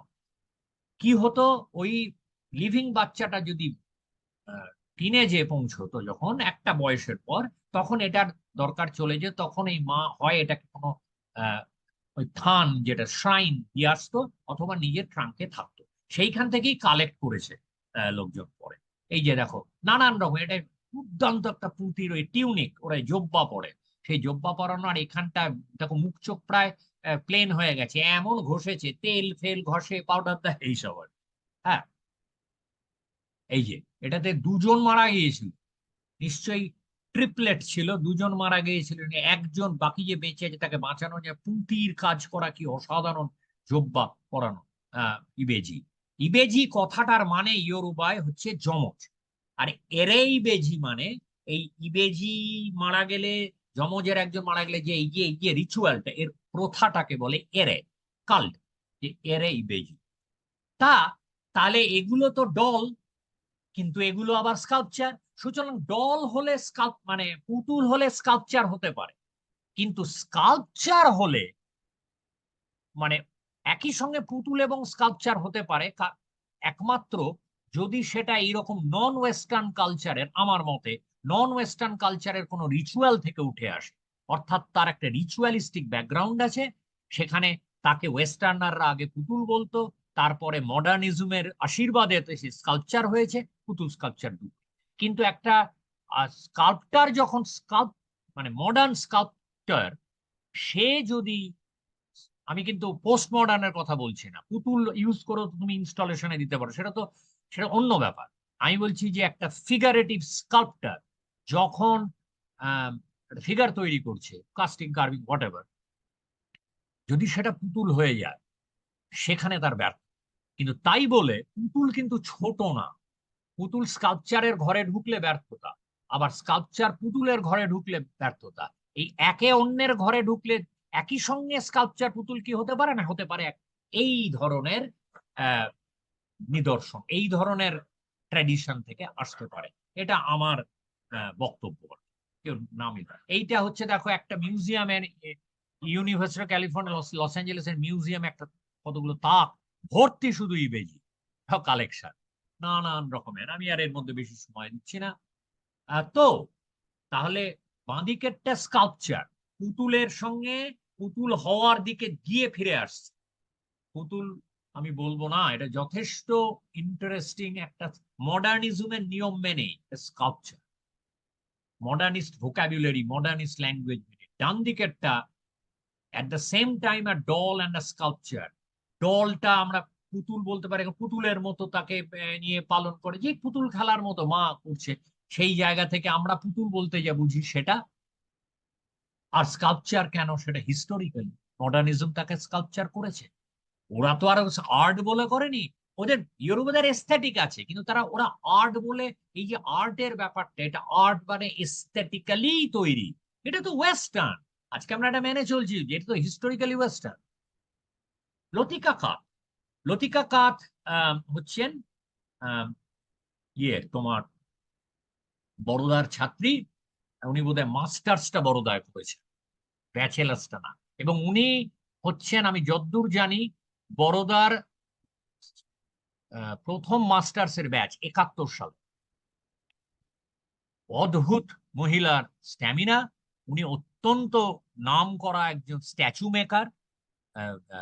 সুভাষ বোস থেকে শুরু করে নেহেরু টেহেরু প্রচুর করেছেন, গান্ধী গান্ধী, বড় বড় মনুমেন্টাল। ওর একটা আছে দিল্লিতে কোথায়, নেহেরু পায়রা ওড়াচ্ছে, এবং রীতিমতো ভালো কাজ। আর তারপর উনি চলে যান অন্যদিকে। এখানে একটা কথা বলে রাখি, ওরা বর হচ্ছেন বলবীর সিং কাত। ওরা উনি লতিকা কাত জামিয়া মিলিয়া ইসলামিয়া ডিন স্কাল্পচারের বা ফাইন আর্ট স্কুলের, আর বলবীর সিং কাত ছিলেন বেনারস হিন্দু ইউনিভার্সিটি ডিন। এবং বলবীর, এটা একটা তোমরা কেউ জানলে বলো, বলবীর সিং কাত কিডন্যাপড হয়ে যাবে, ডিসঅ্যাপিয়ার করে যায় 2000 সালে। এবং অদ্ভুত ব্যাপার, তার, আমি যতদূর শুনেছি, কেউ অন্য কিছু জানালে ভালো হয়, আর কোনো হদিশ পাওয়া যায়নি তার। অদ্ভুত। সেটা নাকি ও কি করাপশন, মানে বিশ্বাস করা হয় কি করাপশনের প্রতিবাদ করেছিল বলে সে খুব পাথরের স্টোন কার্ভিং করতেন এবং খুব খুব পাওয়ারফুল স্কাল্পচার ছিলেন। কিন্তু ওই ইউনিভার্সিটি অ্যাডমিনিস্ট্রেশনের সঙ্গে কি লেগেছিল কি, এই জন্যই হতো জানি না। কিন্তু একটা জলজান্ত লোক ইন্ডিয়ায় পুরো কিডন্যাপড হয়ে গেল, একটা হাই প্রোফাইল ইউনিভার্সিটি থেকে, তাকে আর পাওয়াই গেল না কোনোদিনের 24 বছর বাদে। তাই যদি হয়, আমি যদি ভুল না শুনে থাকি, তাহলে কি করে হয়, যাই হোক।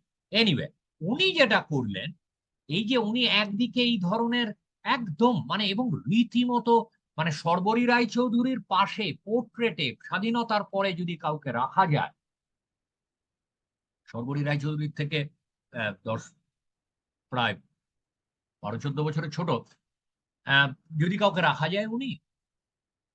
কিন্তু তারপরে উনি যেটা পাশাপাশি, এইটা হচ্ছে বড়দা দেয়, একদিকে ওকে এই স্কিলটা দিয়েছে। উনি বোধহয় ব্যাচেলার্সটা করেছিলেন বেনারস হিন্দু, মাস্টার্সটা করেছিলেন বড়দাতে।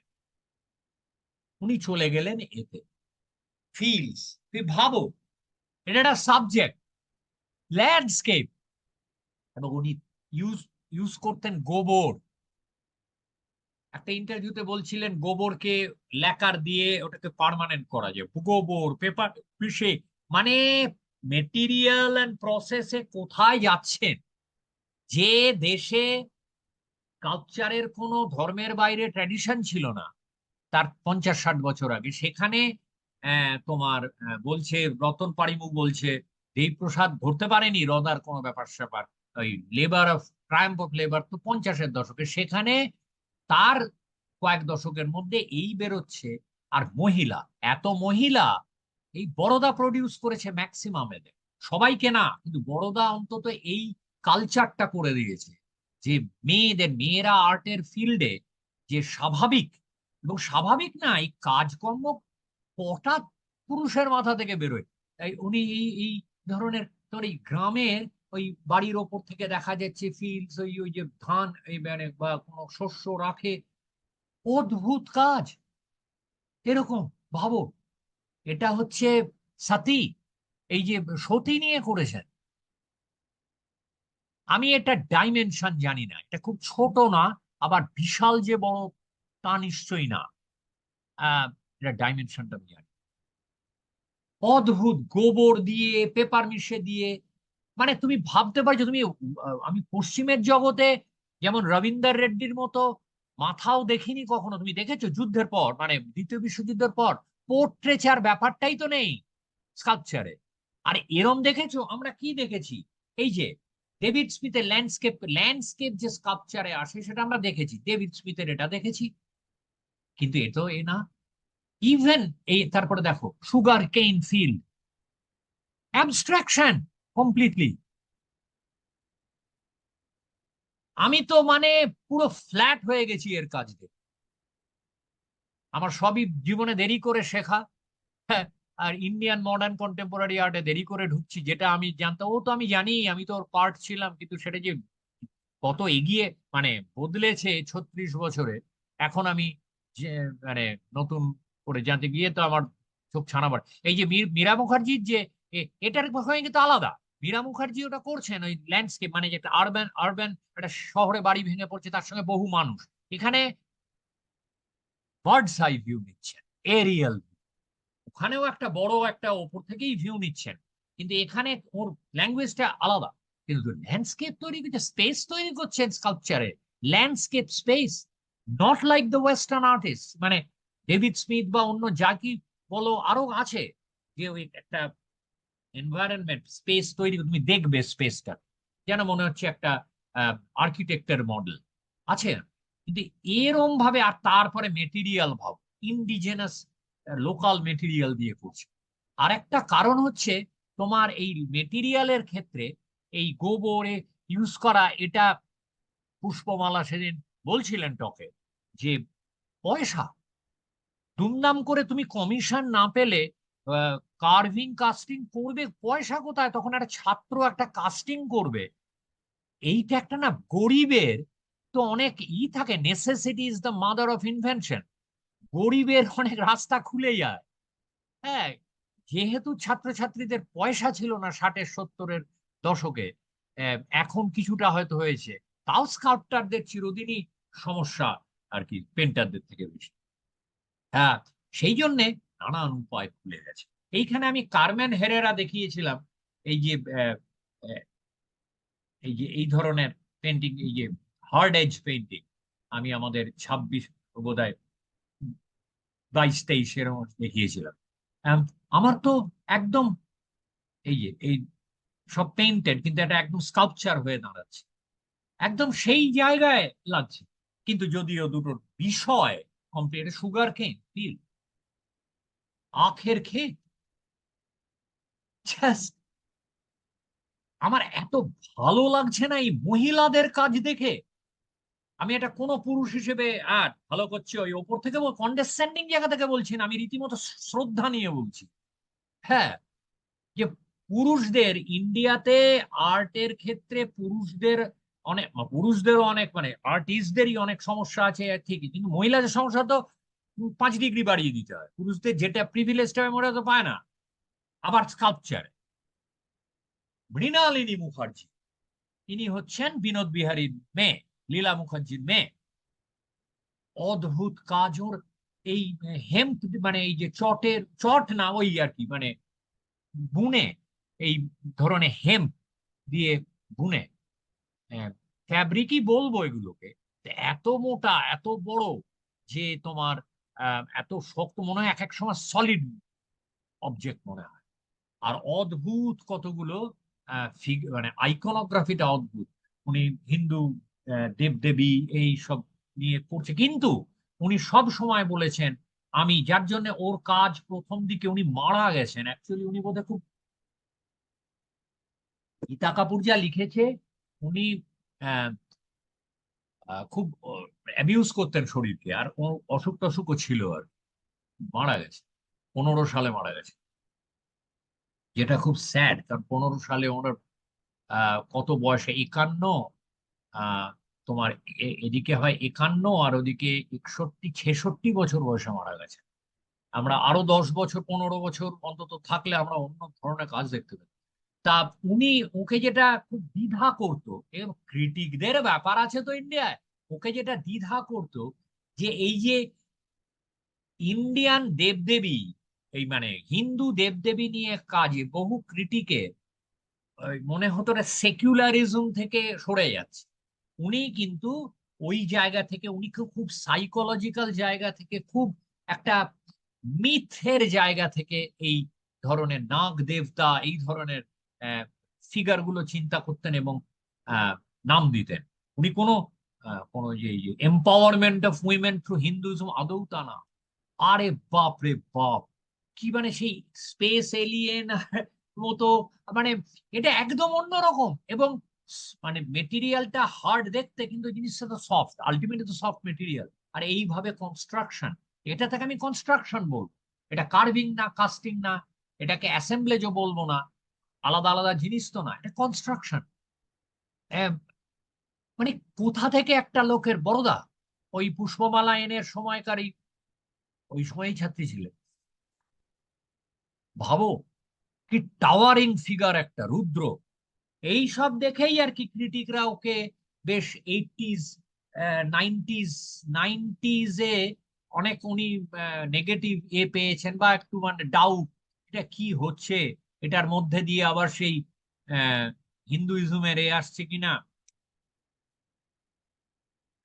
আম, আম, ভাবো কি কাজ, তার মেটেরিয়াল প্রসেস ধরো, তার অ্যাবস্ট্রাকশন দেখো। উনি কিন্তু এখানে তুমি যৌনাঙ্গ পাবে, এইসব আছে, যৌনাঙ্গ টৌনাঙ্গ পাবে, এগুলো এই দেখো না, আছে সাটল, এই যে দেখো এটা কি আছে, কিন্তু কোনোটাই মানে ওইভাবে যে একটা জর্জিয়া ওকিফের পেন্টিং এর মতো আমি একদম যৌনা মানে উগ্র ফেমিনিস্টদের ওয়েস্টের উগ্র ফেমিনিস্টদের মতো ওরম না, তার মধ্যে একটা মিথের আবরণ আছে। অদ্ভুত কাজ। এই ডিটেল 80s করা। বন রাজা, ভান রাজা মানে বন আর কি, মানে ফরেস্ট। বন রাজা 2 একেবারে সেই চালচিত্র, যেন একটা সেই আমাদের যে ঠাকুরের চালচিত্র। এখানে দেখো, এখানে সেক্সুয়াল সেক্সুয়াল ভীষণ ভেতরে, কিন্তু আলটিমেটলি স্কাল্পচারাল জায়গাটা দেখো, স্কাল্পচারাল জায়গাটা এখানে। আমি এইরকম ভাবে অনেকগুলো, ওর যেহেতু সফট, অনেকগুলোকে এই যে এখানে এখানে দেখতে পাচ্ছি না। হ্যাঁ, এই যে দেখো ওপরে দেখো ইয়ে আছে, এই যে দড়ি। এখানে দড়ি দিয়ে না বাজলে তুমি দাঁড় করাতে পারবে। উনি কোনো আর্মেচার ব্যবহার করতেন না। দড়ি দিয়ে না করলে আমি জানি না, হয়তো কিছু আর্মেচার ব্যবহার করতেন, কিন্তু দড়ি দিয়ে না না ইয়ে করলে আলটিমেটলি পড়ে যাবে, যদিও একদম ল্যাপপ্যাতে নয়।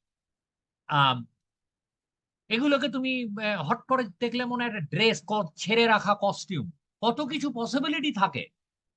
বা ডিক্যাপিটেটেড মানে মুন্ডহীন কিছু মূর্তি, অনেক কিছু মনে হতে পারে। হ্যাঁ। এখানে আমি একজনের কাজ, আমি এই কাজ তোমার দেখাইনি স্কাল্পচারে, আমি কেন যে দেখাইনি আমি মিস করে গেছি। Barbara Chase Riboud, African American artist, 39-এ জন্ম, এখনো বেঁচে আছেন, কাজ করছেন। উনি এই ধরনের কাজ করতেন 60-70-এর দশকে। উনি করতেন কি হার্ড আর সফট। এটা হচ্ছে তোমার ব্রাস বা ব্রোঞ্জের পাত, আর এগুলো হচ্ছে ট্যাসেল, এগুলো হচ্ছে সফট। এক যেন মনে হচ্ছে একটা নারী শরীর বা গাউন পরা একটা শরীর এরকম, কিন্তু অ্যাকচুয়ালি অ্যাবস্ট্রাক্ট ফর্ম। উনি তারপরে এই দেশে খুব একটা রেকগনিশন না পেয়ে প্যারিসে চলে যান। ওর বোধহয় পার্টনার ফ্রেঞ্চ ছিলেন, বা প্যারিসে থাকলেন অনেক দিন বাদে। উনি এই বছর 15-20 আগে ফিরেছেন আমেরিকায়, এবং উনি বিরাট কমিশন করছেন এখন। এখন উনি ভীষণ রেসপেক্টেড, কিন্তু যখন উনি ইয়াং ছিলেন 60-এর দশকে, সিভিল রাইটস মুভমেন্টের সময়, ওরকম রেকগনিশন পাননি। এই যে অদ্ভুত গাম্ভীর্য আছে কাজগুলোর, এগুলো কিন্তু larger than life, larger than life size, এটা একটা মানুষ দাঁড়ালে যা হয় আহ তার থেকে বড়। কোনোটা কালো, তা ওর কাজে মাথায় আসে, কিন্তু উনি তো তাও না, ইনি তো তাও না। মৃণালিনী মুখার্জি অদ্ভুত।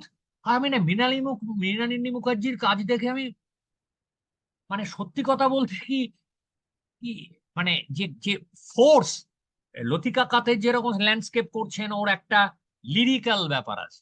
কিন্তু এটাতে গালে থাপ্পড় মারা কাজ, কারণ দাঁড়িয়ে আছে তোমার স্পেসে, দাঁড়িয়ে আছে তোমার স্পেসে। দেখো, আদিপুষ্প, আদি ফুল, আদি, কিন্তু এটার অনেক অন্য জায়গা থেকে আসছে। ওর মিথ এবং ইয়ে জায়গা থেকে ফিমেল এম্পাওয়ারমেন্ট আছে, এ আছে, সেক্সুয়ালিটি। এই দেখো এখানে তোমার ফিমেল জেনিটালিয়ার আভাস দেখা যাচ্ছে। কিভাবে, আর তুমি ডিজাইন দেখো শুধু, জিনিসগুলোকে মুড়ে, ফোল্ড করে, পেঁচিয়ে, কিভাবে এক একটা এক এক রকম তৈরি করেছে। এই যে নাগ, যেটা প্রথম নাগ দেবতা, যে সামনেরটা এগিয়ে সাপ, মানে রিয়েল, একটা রিয়েলিজমও আছে ওর মধ্যে। অ্যাবস্ট্রাকশন মানে ওরম অ্যাবস্ট্রাকশন না, উনি প্রতি মুহূর্তে তোমাকে একটা কিছু তো বলছেন, মানে মানে কিছু একটা অবজেক্ট রয়েছে টাইটেলে, সেটা কথা মনে করাবে। তারপরে উনি একেবারে লাস্টের দিকে নাকি করছিলেন। ও, বাই দ্য ওয়ে, লতিকা কাতের বাবা ছিলেন বোটানিস্ট, সেই জন্য উনি এই ধরনের এই নেচার বা এই ধরনের সুগার কেনে, যে আখের ক্ষেত, এগুলো নানান ধরনের প্ল্যান্টের স্কাল্পচার আছে ওর, ইনসেক্টের স্কাল্পচার আছে, পোকামাকড়, এটা উনি করেছে। আমি তো অত পাইনি, ছবি পাইনি। আর একটা জিনিস দেখছি, এই যাদের স্বাধীনতার পরে জন্য, তাদের অনেক কাজ ডাউনলোড করতে পারছি না। আমি তো চুরিই করছি ভাই, এই যে ডাউনলোড করছি, এ তো চুরিই করছি। চুরি মানে কি, আমি কোনো টাকা পয়সার জন্য এটা করছি না, সেইটাই আমার একমাত্র যুক্তি।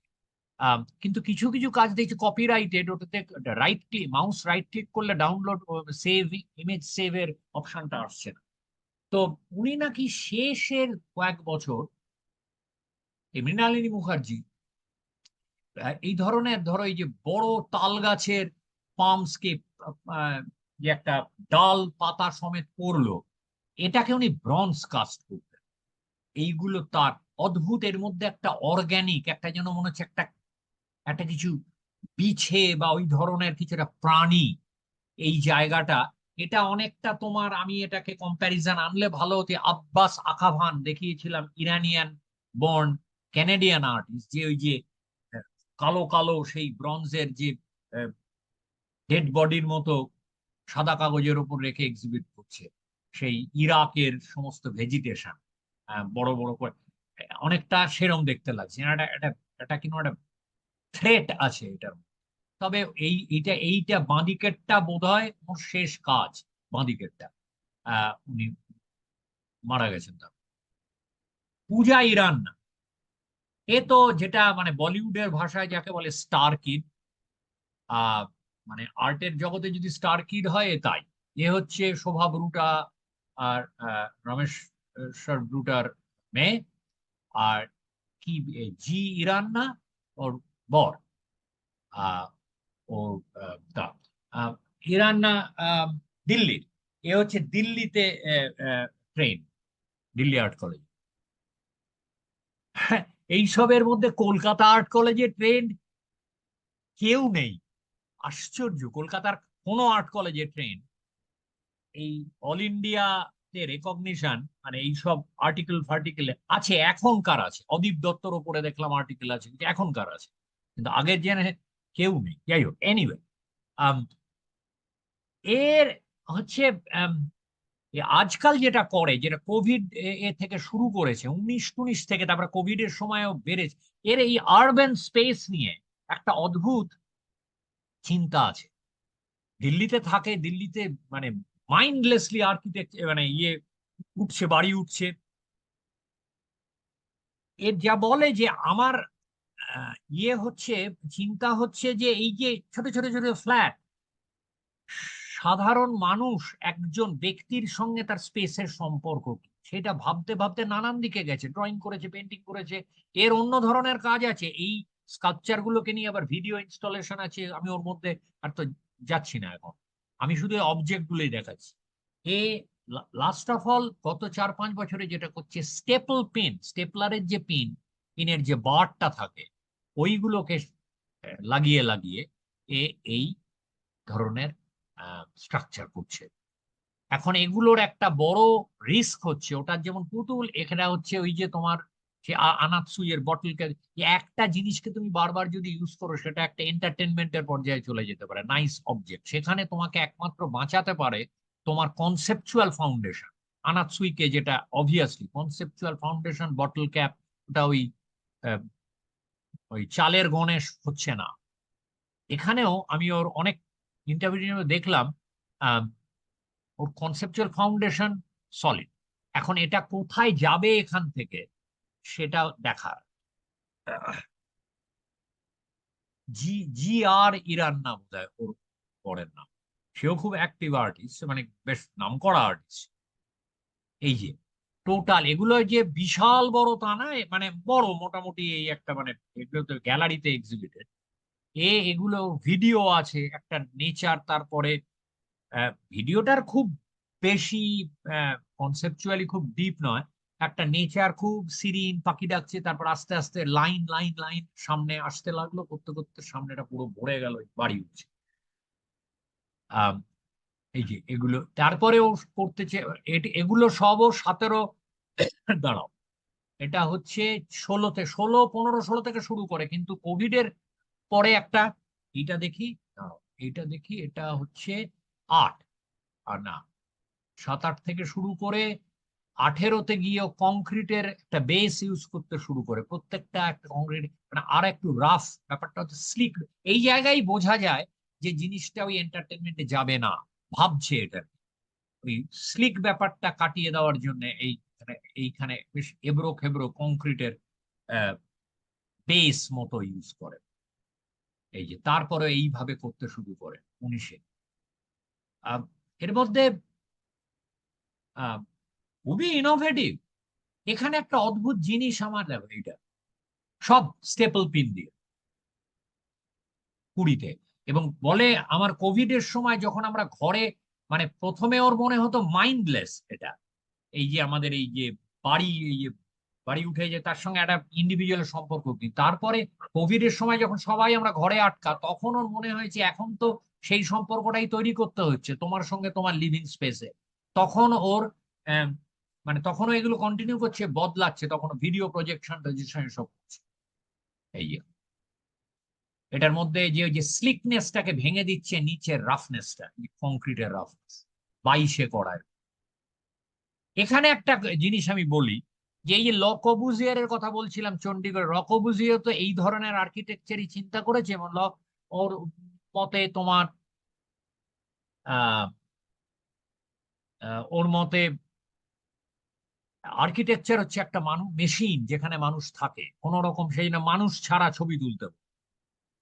মজার ব্যাপারটা হচ্ছে আয়রনি, এই জেনারেশনের ইন্ডিয়ান আর্টিস্ট, ওর 69 সালে জন্ম, সে ওই একই আর্কিটেকচারাল স্ট্রাকচারকে নিয়ে মানুষের সঙ্গে সম্পর্কটা হিসেবেই দেখছে, কিন্তু যেখানে ল কবুজিয়ার এক তুইতে মানুষকে উড়িয়ে দিয়েছে, আর্কিটেকচারের নিজস্ব অ্যাবস্ট্রাকশনই বড় কথা ছিল, এখানে ও আর্কিটেকচারাল অ্যাবস্ট্রাকশনের সঙ্গে মানুষের সম্পর্কটা যে চলে যাচ্ছে বা গেছে সেটাকে ও আহ মানে সেটাতে ও খুশি নয়। সেখানে সম্পর্কটা বা রিএস্টাবলিশ, কোথাও একটা সম্পর্ক যদি রিএস্টাবলিশ করা যায় সেই কথা ভাবছে। এটা একটা বড় উত্তর। ল কবুজিয়ারের যে যে আর্কিটেকচার হচ্ছে মানুষের জাস্ট থাকার মেশিন, এটা একটা আইডিয়া, একটা অ্যাবস্ট্রাকশন, কিন্তু ও সেটা মানছে, সেটা হয়ে গেছে, কিন্তু সেটাতে যেটা কবুজিয়া চেয়েছে ওটাকে হয়ে গেছে বলে ওর ক্ষোভ। ও মানুষের জীবনের সঙ্গে যারা অর্গানিক সম্পর্ক তার লিভিং স্পেসের আর্কিটেকচারের বা ভেতরের স্পেসে, সেটাকে ও ফিরিয়ে আনার চেষ্টা করছে। সেই জন্যে ধনরাজ ভগতের এটার সঙ্গে পুরো আলাদা হলেও আমার মনে হয় এই যে মানুষ বাড়ি হয়ে উঠছে, মানুষের শরীর বাড়ি বা বাড়ির বাড়ি মানুষের মতো হচ্ছে, অ্যানথ্রোপোমরফিক, কোথাও যেন দেখতে না চিন্তা ভাবনার সঙ্গে বোঝা যাচ্ছে যে এটা একই সোসাইটির আর কি পরের জেনারেশন। ভাবো দুটো আলাদা জেনারেশন। তো তাল্লুর এলেন, খুব ইন্টারেস্টিং ইয়ে তোমার কর্ণাটকের উপর। হ্যাঁ, তাল্লুর সে এখন বিশাল তার সাউথ কোরিয়াতে তার কর্ণাটকের স্টুডিও আছে, সাউথ কোরিয়াতে স্টুডিও আছে। সে অদ্ভুত, সে কনসেপচুয়াল স্কাল্পচার। এটা তার একটা, এই যে এটা হচ্ছে মৈত্রেয় বুদ্ধ, ওই যে স্মাইলিং বুদ্ধ, হাসে, মোটা একটা লোক বসে, ওটা বুদ্ধেরই একটা রূপ। সেটাতে ক্রোমাটোফোবিয়া, ক্রোমাটোফোবিয়া হচ্ছে পয়সার, টাকা পয়সার ভীতি। এখানে একটা গাছের গুঁড়ি মাথার মধ্যে বসিয়ে দিয়েছে, তার মধ্যে এগুলো সমস্ত পয়সা গেঁথে গেঁথে দেওয়া, অদ্ভুত রকম, মানে একটা অলমোস্ট সুরিয়ালিস্টিক জাক্সটাপোজিশন করে দুটো জিনিসের মধ্যে কোনো সম্পর্ক নেই, ইররেশনাল জাক্সটাপোজ একটা মানে তৈরি করে। একটা অদ্ভুত অন্য, এটা 71 সালে জন্ম, এই তো মানে এখন মানে তুরন্ত মানে এর বিরাট ইন্টারন্যাশনাল নাম। এই যে, হ্যাঁ, অদ্ভুত অদ্ভুত জিনিসের সঙ্গে অদ্ভুত জিনিস, যেমন এইটা, এটা হচ্ছে তোমার ইরেজার প্রো, এই যে গান্ধী থেকে ইতিহাস থেকে মুছে দেওয়ার চেষ্টা, এটাও মানে এটা যেন মনে হচ্ছে গান্ধী মুছে যাচ্ছে। এটা একটা মেটাল ব্রঞ্জ স্কাল্পচার, কিন্তু ও এটাকে, এটা খুব সম্ভবত ফুল ফিগার, কিন্তু এটা ইচ্ছা করে খাওয়া খাওয়া খাওয়া মানে চলে যাচ্ছে হিস্ট্রি থেকে। অদ্ভুত হিউমার আছে আর বাইটিং স্যাটায়ার আছে। এইটা যেমন ধরো নটরাজ, নটরাজ তো রুদ্র, মানে সেই নাচছে, তাণ্ডব নাচছে, সেই নটরাজের মূর্তিটাকে ও চিতার কাঠ, অ্যাকচুয়ালি শ্মশানের চিতার কাঠ এনে ভরে দিয়েছে, একটা গ্লোবের মতো হয়ে গেছে, কিন্তু নটরাজের বাকি বাইরেটা রেখেছে। আহ, অদ্ভুত অদ্ভুত কাজ করে ছেলেটা, খুব ইন্টারেস্টিং। মানে কনসেপচুয়াল, অনেকটা ফ্রেড উইলসনের মতো। আমি আর ওটা আনিনি কারণ ফ্রেড উইলসন ঠিক তো এরকম করে না। ফ্রেড উইলসন তোমার ইয়ে জিনিস পাশাপাশি রাখে, এই পাশাপাশি না একেবারে ফিট করিয়ে দিচ্ছে ভেতরে, সেটা একটু আলাদা। কিন্তু ফ্রেড উইলসনের সঙ্গে যায়, হান্স হাকার সঙ্গে যায়, এবং ইয়ান ভো বলে একজন ভিয়েতনামিজ ডেনিশ স্কাল্পচার আছে, তার সঙ্গে যায়, যে ওই যে উই দা পিপল করেছিল, ওই যে স্ট্যাচু অফ লিবার্টির টুকরো। আর এর সঙ্গে যায় আই ওয়ে কিছু কাজ আছে। কনসেপ্টের কাছে খুব, ছেলেটা আর ভীষণ ইন্টেলিজেন্ট। ইন্টারভিউ শোনো, ঝকঝকে ছেলে, খুব তুরন্ত চিন্তা করে। আমি লাস্ট দেখাবো রুম্মানা হোসেন। এর কথা আমি জানতাম না, আমি রিসার্চ করতে গিয়ে জানতে পারলাম এর 52 সালে জন্ম, 99 সালে ব্রেস্ট ক্যান্সারে মারা যায়। বম্বের মুসলিম, এবং প্রচন্ড অ্যাফেক্টেড হয়। এই বড়দার কিনা আমি জানি না। তাল্লুরও অ্যাকচুয়ালি এডুকেশনটা আমি ভুলে যাচ্ছি, কোথায়, বড়দায় কি না, বড়দায় বোধহয় না। রুম্মানা হোসেনের এডুকেশনটা আমি কোথায় জানি না। 92-তে বাবরি মসজিদ ধ্বংস হওয়ার থেকে, এবং ওদের বোম্বেতে যখন দাঙ্গা হয়, ওদের পালিয়ে যেতে হয় ফ্ল্যাট ছেড়ে, আহ, বিরাট ট্রমা যায়। সেই থেকে ও, মানে ও প্রথমে ওই পেন্টিং করতো, তারপরে স্কাল্পচারে গেল, ইনস্টলেশন ধর্মী স্কাল্পচার করতো, তারপরে পারফরমেন্সে গেল। ওর যে আজ, মানে 90-এর দশকে একজন সেকুলার মুসলিম মহিলা, সে কিভাবে বাঁচবে ইন্ডিয়ার? সে তো দুদিক থেকে চাপ আসবে, মুসলিম বলে মেজরিটি থেকে চাপ আসবে, সেকুলার বলে মুসলিম কমিউনিটির মধ্যে থেকে চাপ আসবে, সেইগুলো নিয়ে। এবং তার gender, religious identity, ethnic identity এবং ন্যাশনাল, যে আমি ইন্ডিয়ায় কিভাবে বিলং করি, সবগুলো। কিন্তু আনফরচুনেটলি ব্রেস্ট ক্যান্সার ধরা পড়ে খুব অল্প দিনের মধ্যে, 97, মানে 2 বছরের মধ্যে মারা যায়। আহ, এ একটু বড় অ্যাকচুয়ালি বাকিদের থেকে, 52 সালে। এই যে এরকম এটা একটা লার্জার ইনস্টলেশনের পার্ট, কিন্তু এটা একটা পার্টি, মানে এটা ইন্ডিভিজুয়াল পিস। অনিফ্লাক্স সরা উল্টে দিয়ে, এই যে ডোমটা, এই যে গোল, এটা ওই বাবরি মসজিদ 93-তে করা, পরের বছরই। ওইভাবে তো ডিরেক্টলি বলতে পারছে না, এখানে মেটাফরিক্যালি গম্বুজের ডোমটাই ভেঙে দেওয়া, বা এই যে ধুলোর মধ্যে আর্টিফ্যাক্ট, এই যে আর্কিওলজি হেরিটেজ, এই জায়গা থেকে আর কি কনিফ্লাক্স। এটা হচ্ছে তোমার ডাইসেক্টেড প্রজেকশন।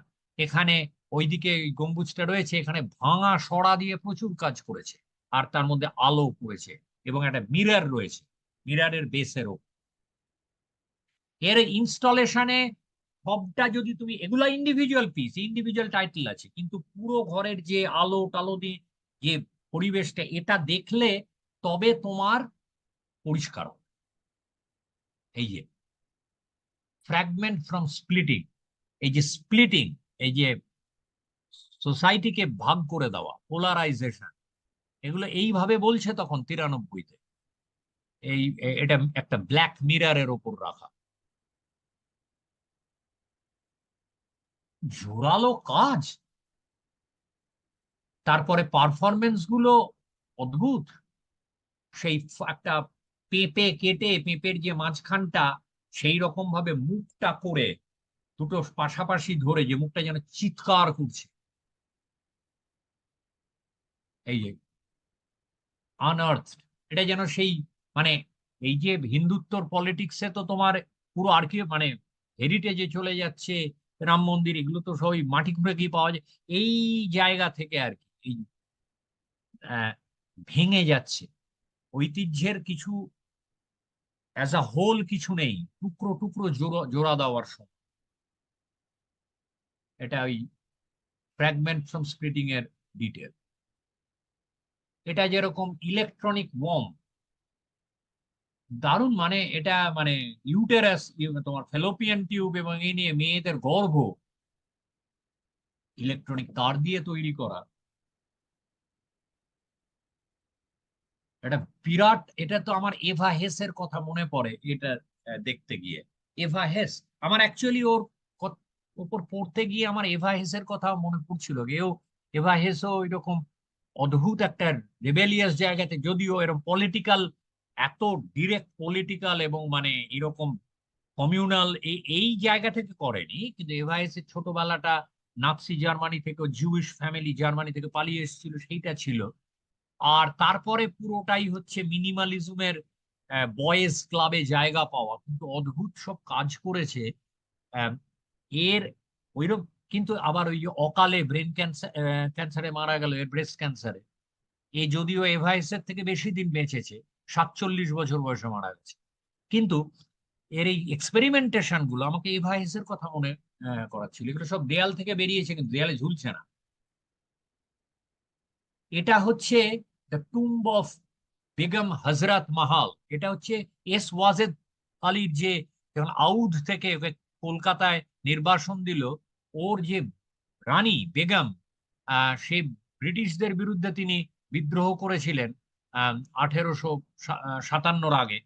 বিদ্রোহ করেছিলেন, আর্মি লিড করেছিলেন, তারপরে হেরে যায়, এবং 1857 যখন পুরো মেরে শেষ করে দিচ্ছে ওই সিপাহী বিদ্রোহকে দমন করার জন্য, তখন ওকে আহ, ধরে এক্সাইলে পাঠিয়ে যায়। সেই তার ট্রিবিউটে বালি দিয়ে, এটা বলতে বালি আর এই ধরনের আহ, কতগুলো ভেসেলের শেপ দিয়ে ওদিকে কাঁটা চামচ ছুরি, এগুলো কিন্তু সমস্ত তোমার আহ, কাঁটা চামচ ছুরি, আহ, আহ, দা, সব কাটার জিনিস, কাটার জিনিস দিয়ে একটা স্ক্রিপ্ট লেখা।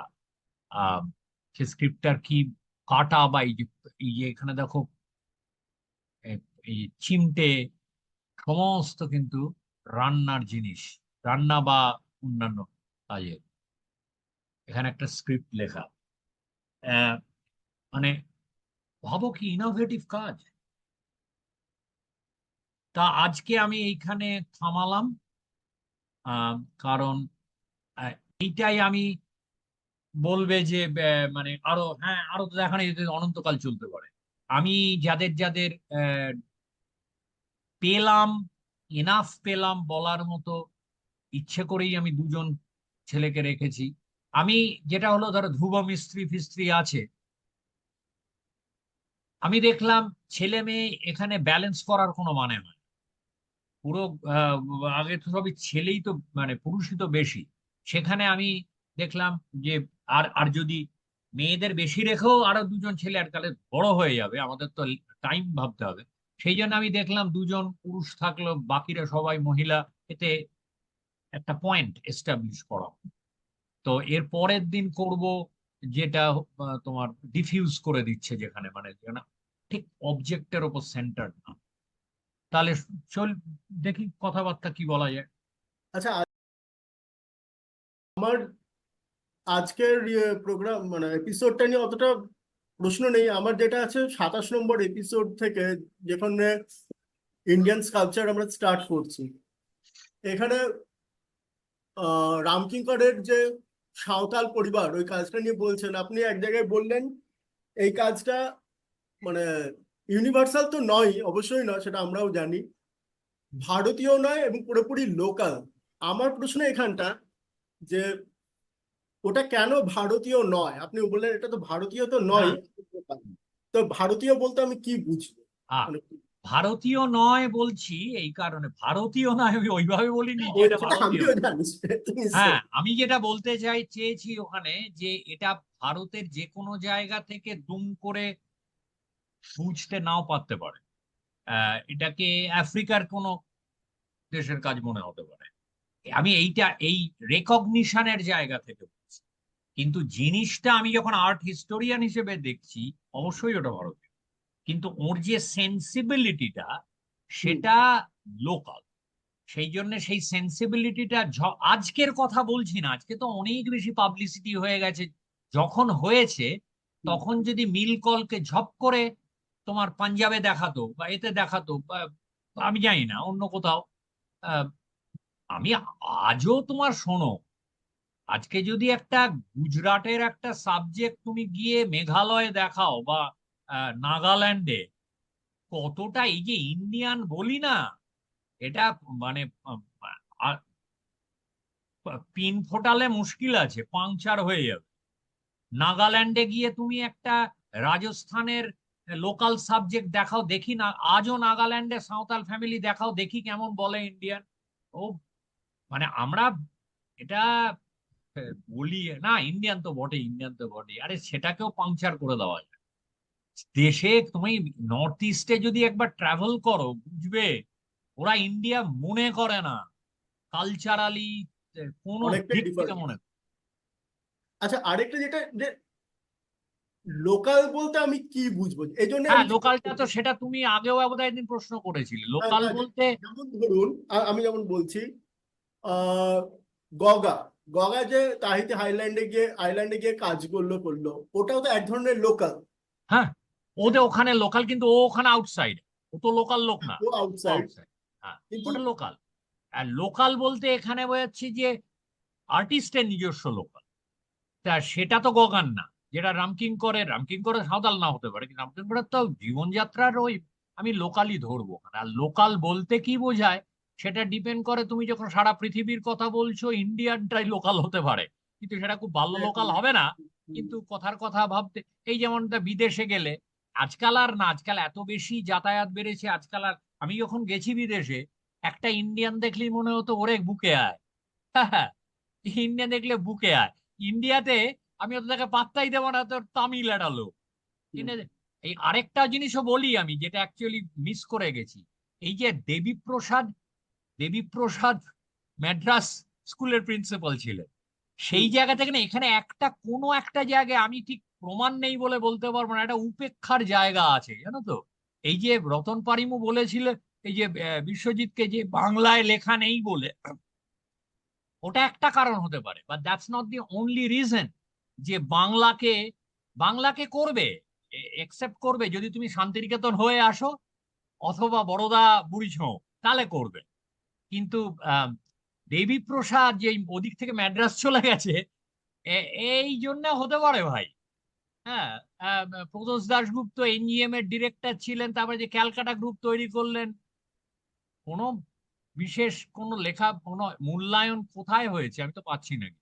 এটা অনেকটা সেই এই অমর্ত্য সেন বিদেশে থাকেন, আমাদের জন্য কি করেছেন হ্যাঁ নোবেল জয়ী, হ্যাঁ ওইরকম। মানে একটা আস্ফালন, মানে সারাক্ষণ মানুষ দিয়ে গেল। যাই হোক, এটা একটু সরে এলাম, লোকাল যে বলছিলাম, তখন আমার কাছে ইন্ডিয়াটাই লোকাল, বুঝছো তো। কিন্তু ঠিক। তারপরে আস্তে আস্তে বাঙালি এ, তখন আস্তে আস্তে এখন আমি ইন্ডিয়ান দেখলেই দৌড়াই, পাত্তাই দিই না। মানে মল টলে ইন্ডিয়ান দেখলে আমার বউ দাঁত কেলিয়ে এগিয়ে যায়, আমি তো পুরো উল্টো দিকে, সে যে না, প্রভিন্সে। এখানে দাদা এখানে আরো যেমন আছে, ধরুন আপনি একজন চাইনিজ আর্টিস্টের কাজ দিয়ে, নাম ভুলে গেছি আমি, যিনি ওই পার্সোনাল আর্কাইভ, ওই মা জমা করে রাখতো অনেক হ্যাঁ কিছু হ্যাঁ, জিনিস, ওটা তো ওই মানে একদম জংডং, ঘরোয়া ব্যাপার। না, জংডং হ্যাঁ। আমার কথা এখানটাই, বা আইওয়ের যে কাজগুলো স্কুল ব্যাগ নিয়ে, চাইনিজ গভর্নমেন্টের যে হুম। করাপশন বা ওইসব নিয়ে কিছু একটা, ওটা কনটেক্সটটা ছিল হয়তো। আপনি রামকিঙ্করের কাছে ওর লোকালনেসটাকে এত ফোকাস করেছিলেন, এদেরটা কেন করেন? তার কারণ হচ্ছে এদের, এরা তো কমপ্লিটলি অন্য জেনারেশনের, এদের আউটলুক কমপ্লিটলি অন্য, এরা একটা গ্লোবালের দিকে তাকিয়ে করেছে। রামকিঙ্করের ওসব কোনো কেয়ারই নেই। রামকিঙ্কর দেখেছেন, করেছেন, উনি সব জানেন, ফিজিমি সবই দেখছেন, সবই করছেন, কিন্তু এদের একটা পার্টিকুলার স্ট্র্যাটেজি আছে আর্টের। ইন্টেনশন খারাপ দিয়ে বলছি, করেন। ইন্টেনশন, শুধু গ্লোবাল ইন্টেনশন না, এবং ইয়েটাকে এবং আমি একটা অ্যাড্রেস জিনিস, করবো, হ্যাঁ অডিয়েন্স। অ্যাড্রেস, হ্যাঁ, এবং সেই ইন্টেনশন আমি তো বলতে তাহলে বলে ইন্টেনশনকে বড় করছে না, ইন্টেনশনও কথাটাই সব নয়। এক্সিবিশন সিস্টেম, গ্যালারি সিস্টেম, তার ইনফরমেশন ছড়িয়ে দেওয়ার যে আজকে যে প্রথাগুলো হয়েছে সবগুলো একটা গ্লোবালিটিকে অ্যাড্রেস করার জন্যেই। রামকিঙ্করের সেন্সিবিলিটি সেই জায়গায়, তার ইন্টেনশনে তো ছিলই না, এবং তুমি যদি আর্টের ডিসকোর্স ধরো সেখানেও সব ছিল। হ্যাঁ, রবীন্দ্রনাথের সেই ছিল, ভিতর বাইরে ছিল, কিন্তু রামকিঙ্করের স্কাল্পচার উনি বলেছিলেন তুমি স্কাল্পচার করে ভরিয়ে দাও শান্তিনিকেতনের ক্যাম্পাস, দ্যাটস ইট। সেখান থেকে তারপরে ঐতিহাসিক কি করে ইয়ে করবে, আর সেই জন্য আমি লোকালটাকে অত এমফাসিস দিচ্ছি। না, আর এদের ব্যাপারটাই আলাদা। ইউনিভার্সাল আর গ্লোবাল এই দুটোর মধ্যে তো তফাৎ রয়েছে। হ্যাঁ ইউনিভার্সাল মানে লোকে গ্লোবাল বলতে গিয়ে ওটা ওই তফাৎটা করে না, ইউনিভার্সাল মানে ওয়ান সাইজ ফিটস অল, হুম, গ্লোবাল মানে তার এবড়ো খেবড়ো ব্যাপ্তিটা, জায়গা। ধরো আজকে যদি আমি বলি খ্রিস্টানিটি ইউনিভার্সাল, তার মানে খ্রিস্টান, যেটা মিশনারিরা বলেছে হুম, ইউনিভার্সাল খ্রিস্টানিটি, সব জায়গায়, সব দেখো সব জায়গায় খ্রিস্টান আছে। গ্লোবাল হচ্ছে যে খ্রিস্টানিটির কে যদি বলি গ্লোবাল, হ্যাঁ আমি বলবো গ্লোবাল কেন, কিন্তু সেখানে আমাকে দেখতে হবে খ্রিস্টানিটি গেছে, তার হিস্টোরিক্যাল কন্ডিশন কি ছিল, মিশনারিরা গেছে অন্যান্য দেশে, কারণ অন্যান্য পৃথিবীর অন্যান্য জায়গায়, কারণ ইংল্যান্ডে ফিংল্যান্ডে মানে ইউরোপে তখন সেকুলারিজম এসছে, তো চার্চে ফার্চে যায় না, মিশনারিদের কাজ নাই, সেখানে গেছে। তারপরে যেখানে গেছে সেখানে রেজিস্ট্যান্স ছিল, তারা অনেক রেজিস্ট করেছে খ্রিস্টানিটিকে, তারপরে সেই খ্রিস্টানিটিকে তারা নিজের মতো করে নিয়েছে, যে ব্ল্যাক ক্রাইস্ট বা নিজেদের মতো করে খ্রিস্টানিটিকে তারা মানে আইকনোগ্রাফি বলো, তার প্র্যাকটিস বলো, যে এইগুলোকে যদি তুমি ধরো, তখন আমি বলবো খ্রিস্টানিটি গ্লোবাল। ইউনিভার্সাল আর গ্লোবালের তফাৎটা হচ্ছে, ইউনিভার্সালের যদি তুমি বলো তুমি, ওটা সোজা, ওটা সহজ এবং অলস, এই বলে দিলাম ইউনিভার্সাল। কিন্তু তার যে নুয়ান্স, যে সূক্ষ্মতাগুলো, যে এবড়ো খেবড়ো জায়গা, সেইগুলোকে ধরে বললে, আজকে লোকে যখন গ্লোবাল বলে ওই ইউনিভার্সালি মিন করে, জানো তো, ম্যাক্সিমাম লোকে যখন গ্লোবাল বলে না, তারা ওই ইউনিভার্সালের নতুন কথা পেয়েছে, ইউনিভার্সালের বদলে বেশ ভালো শুনতে লাগে গ্লোবাল। কিন্তু আমার কাছে গ্লোবাল মানে হচ্ছে তোমাকে অন্য ফ্রেমে দেখতে হবে জিনিস। আমি যখন রামকিঙ্করকে লোকাল বলছি একটা ফ্রেমে দেখছি, আইওয়েভকে গ্লোবাল, লোকাল গ্লোবাল দুটো একটা অন্য ফ্রেমে দেখছি আমি। তারপরে রামকিঙ্করকে ওই লোকাল বলেই তারপরে, কিন্তু ওর অ্যাপ্রোচ ইউনিভার্সাল। এটা হচ্ছে তুমি আর্ট হিস্ট্রিতে বা আর্ট দেখার ক্ষেত্রে আর খাটতে চাও, একটা ইউনিভার্সাল অ্যাপিল বলে দিল। এটা হচ্ছে অসম্ভব অলস এবং অশিক্ষার মানে আইওএ বা ওই একজন বা এই ধরনের আর্টিস্ট যারা আছেন, যে মানে গ্লোবাল বলতে ওই গ্লোবাল অডিয়েন্সকে রিচ করা, এইটাই না আর এর পিছনে অন্য না। কিছু? তুমি ধরো আইওএর কাজ দেখি, যেমন জং ডং এর যে কাজটা বলছিলে আমাদের আচ্ছা, লাস্ট পর্বে এই দেখি, 25-26-এ দেখিয়েছিলাম, ওই যে মায়ের ইয়ে করা জিনিস হুম, সব, ওখানে কিন্তু ভীষণ লোকাল, ব্র্যান্ড গুলো সব চাইনিজ, ব্র্যান্ড গুলো সমস্ত চাইনিজ, তোমার সঙ্গে মিলবে না ব্র্যান্ড। কিন্তু ওই যে একটা মানুষের অবসেশন, জিনিস যে রেখে দেওয়া, তার হুম, যে গ্রিফ, তার যে শোকের থেকে, এগুলোর সঙ্গে তুমি রিলেট করতে পারো। কিন্তু রিলেট করলেও তোমার ওই চাইনিজ কালচার, ওটা ওই ডিস্টেন্সটা থাকছে, এটাই কাজটার ব্রিলিয়েন্ট। এখানে তুমি ইউনিভার্স, ওইখানে বহু লোক বলে ওটা ও ইউনিভার্সাল, আমিও রিলেট করতে পারি। আরে তুই রিলেট করতে পারিস বলে ইউনিভার্সাল বলে না, তুই রিলেট করতে পারিস আজকে কারণ এটা গ্লোবাল। গ্লোবাল তার কারণ এখানে ছড়িয়ে গেছে, ঠিক আছে, ডিপ্রেশন সব জায়গায়, ডিপ্রেশন সব জায়গায় মানে ওটা ইউনিভার্সাল। ওই ওই যে মুশকিল হয় টার্মিনোলজিতে, আমরা সহজটা ব্যবহার করি। তুমি যখন দেখবে ওর আহ, খুব ওই যে নুডলস ট্রেনার, স্টিমার, এই রান্নাঘরের জিনিস, এগুলো আমাদের সঙ্গে মিলবে না। একটা ইন্ডিয়ান রান্নাঘরের সঙ্গে অনেক কিছুই মিলবে না, হুম। আরো অনেক কিছু আছে। তার নানান রকম মানে চাইনিজ ক্যালিগ্রাফি করা ফাইল। কিন্তু ওভারঅল এটাকে তুমি দেখবে যে আমাদের সবার বাড়িতেই এই ধরনের ব্যাপারগুলো থাকে, এমনি জমে যায়, কেউ কারু কারু থাকে এরকম অবসেশন, এইগুলো মাথায় আসবে। কিন্তু সেগুলো মাথায় এলেই যদি তোমার মনে হয় ওটা ইউনিভার্সাল, তাহলে মুশকিল, না ওটা ইউনিভার্সাল না। তো একই সঙ্গে ওই টানাপোড়েনটা, এটা একটা এলিয়েন, এটা বিদেশি, কিন্তু আবার কিছু কিছু জায়গায় রিলেট করতে পারি। আমাদের তো এখন জীবনটা তো তাই, এবং সেইভাবেই দেখা উচিত। আমাদের মুশকিলটা হচ্ছে আমরা ইনসিকিউর ফিল করি, আমরা ওই হেই রিলেট করতে পারছি, সুতরাং ওটা ইউনিভার্সাল। ঠিক না? তাহলে হ্যাঁ, সোমনাথ হোর কিংবা ইয়ে মীরা মুখার্জির কাজগুলো আপনি যে লোকালনেস বলছেন, এই জায়গা থেকে যে হ্যাঁ, এই জায়গা থেকে। কিন্তু তোমার যদি কোনো একটা যারা উন্ডে কেউ একজন রিলেট করে, ফাইন, উন্ডে একটা রিলেট করতেই পারে, রিলেট করলেই সবাই আর্টিস্ট থেকে বুকে জড়িয়ে ইউনিভার্সাল নয়। এগুলো নিয়ে না আসলে তোমার ইউনিভার্সাল তো নয়, কিন্তু এই এনাদের কাজের মধ্যে গ্লোবাল ব্যাপারটা কি নেই? গ্লোবাল ব্যাপারটা আছে, সিলেক্টিভলি আছে। যেমন সোমনাথরের কাজে আমি বলবো বেশি আছে। আমি স্কাল্পচারের কথা বলছি। আচ্ছা, মীরা মুখার্জির কাজে কম আছে, মীরা মুখার্জি যে ফর্ম উনি ইউজ করেছেন, যেভাবে আমি বলবো অনেক কম উনি, মানে উনি তো সারা, আমি যে পাওয়ার ডিফারেন্সিয়ালের কথা বলছি, at the same time Meera Mukherjee প্রচুর ওদের জন্য লড়েছেন, ওই বাস্তারের ওই ডোকরা এদের জন্য ওনার পুরোটাই ফোকাস ছিল ওখানে। কিন্তু উনি ইন্ডিয়ান যে আরবান যদি জায়গা থেকে দেখো, তাহলে হ্যাঁ সেটা রিলেট করে যে ডোকরা এটাকে ওই স্টাইলটাকে নিয়ে আসছেন উনি আরবান বিষয়কে রিপ্রেজেন্ট করার জন্য। কিন্তু আজকে আমি এইটাই, let's put it this way, আজকে মীরা মুখার্জির একটা স্কাল্পচার আর ওর একটা স্কাল্পচার, সোমনাথ হরের একটা স্কাল্পচার, যদি একটা কমপ্লিটলি এলিয়েন, যার ইন্ডিয়ান কালচার ইন্ডিয়ান আর কোনো তাহলে আমার মনে হয়, কিন্তু যে মোটামুটি শিক্ষিত, খুব ট্রেন্ড আর্ট হিস্টোরিয়ান বা আর্টিস্টও না, যারা রেগুলারলি এক্সিবিশন দেখে কিন্তু আর্টের জগতে অফিসিয়ালি বিলং করে না, আমার মনে হয় সোমনাথ হরেরটার সঙ্গে রিলেট করতে পারবে মোর কুইকলি।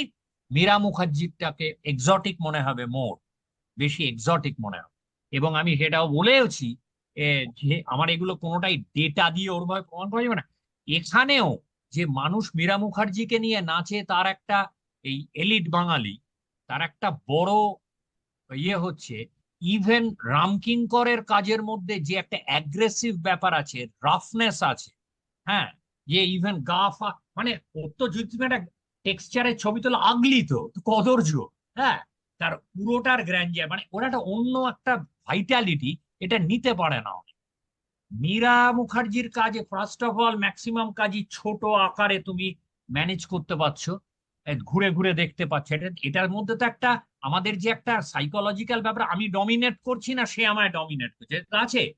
মীরা মুখার্জির কলিঙ্গ, অশোকা কলিঙ্গ, ওটা ওগুলো তো বেশি না, বেশি তো তোমার টেবিলে বসানো সেখানে তুমি দেখ মানুষগুলো মিনি বাস এইরকম ভাবে দেখছো। আর একটা হচ্ছে, এটা তো ঢোকরা জানি, এইটা না একটা কমফর্ট দেয়, যেটা তোমার ওই, মানে ওই বুদাপেস্টের রবীন্দ্রনাথ ঘুরে, যে ওই ভাইটালিটি রবীন্দ্রনাথের, এমনি করে লিখছে, মাথা নিচু করা, এইটার একটা ব্যাপার আছে, সেই জন্যে সেটা আছে, সেই ওই ওই বাস্তারের ওটাকে এখানে এক্সোটিক হিসেবে দেয়। কিন্তু তুমি যদি একদম বিদেশি কাউকে দেখাও, তাহলে আমার মনে হয় সোমনাথরের কাজের সঙ্গে বেশি ইয়ে করতে পারবে, মানে তার যে আইকনোগ্রাফি, যে ভিজুয়াল ল্যাঙ্গুয়েজ, সেটার সঙ্গে। তা আজকের এগুলো কি মনে হলো?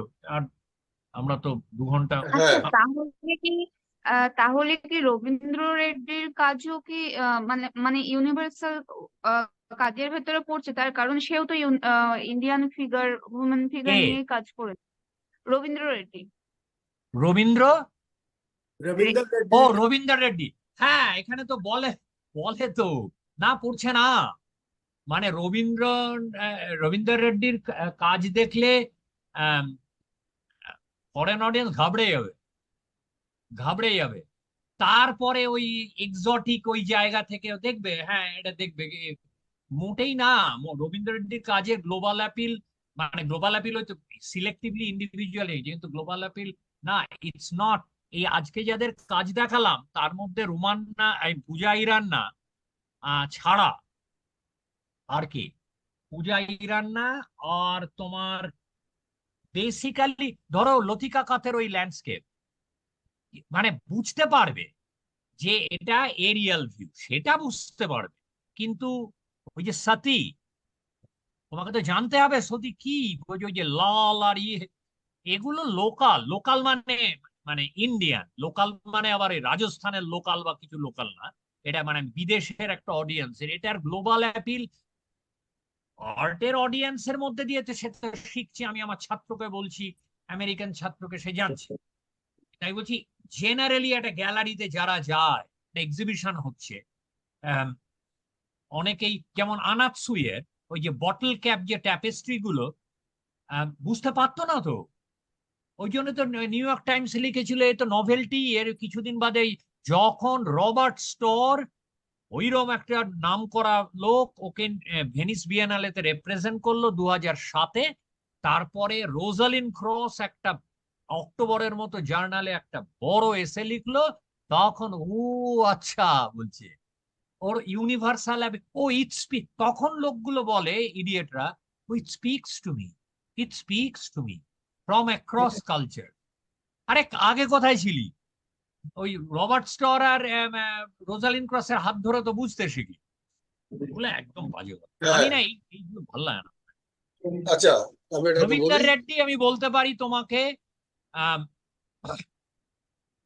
গ্লোবাল ওই আইওয়ের গ্লোবাল অ্যাপিলোর নাও করার চেষ্টা করে বলে মনে হয় না এখন তার। এই যে কথা হচ্ছে, তাল্লুর এলেন বড়দা থেকে মাস্টার্স করেছে, এবং আমি আমি আমি যখন বড়দায় পড়ছি ও তখন ওখানে পড়ছে। ও পেন্টিং বা স্কাল্পচারে ছিল না, ও মাস্টার্স করেছে মিউজিওলজি থেকে। ও পেন্টিং হ্যাঁ, বা হ্যাঁ, স্কাল্পচার এগুলোতে পাইনি, চান্স Right. পাইনি, ও ওখানে ভর্তি হচ্ছে এই কালারটা। মিউজিওলজি। হ্যাঁ হ্যাঁ, ইনফরমেশনটা দিলাম। আচ্ছা, আর একটা যে বিষয় যে তুমি যেটা বলছিলে কলকাতার আর্টিস্টরা এই ইয়েতে পাচ্ছ না নাম, এইটা কিন্তু একটু সিরিয়াসলি ভাবার বোঝার আছে। কেন বড়দা আসছে তুমি বললে, বড়দার জায়গাটা বললে, শান্তিনিকেতনও ব্যাপারটা কি হচ্ছে? শান্তিনিকেতন একটা বিশ্ববিদ্যালয়, এবং শান্তিনিকেতনে যারা আর্টিস্ট্রি পড়ায় তারা হয় বড়দা থেকে পড়ে এসছে, নালে এই বড়দা শান্তিনিকেতন যাতায়াত রয়েছে।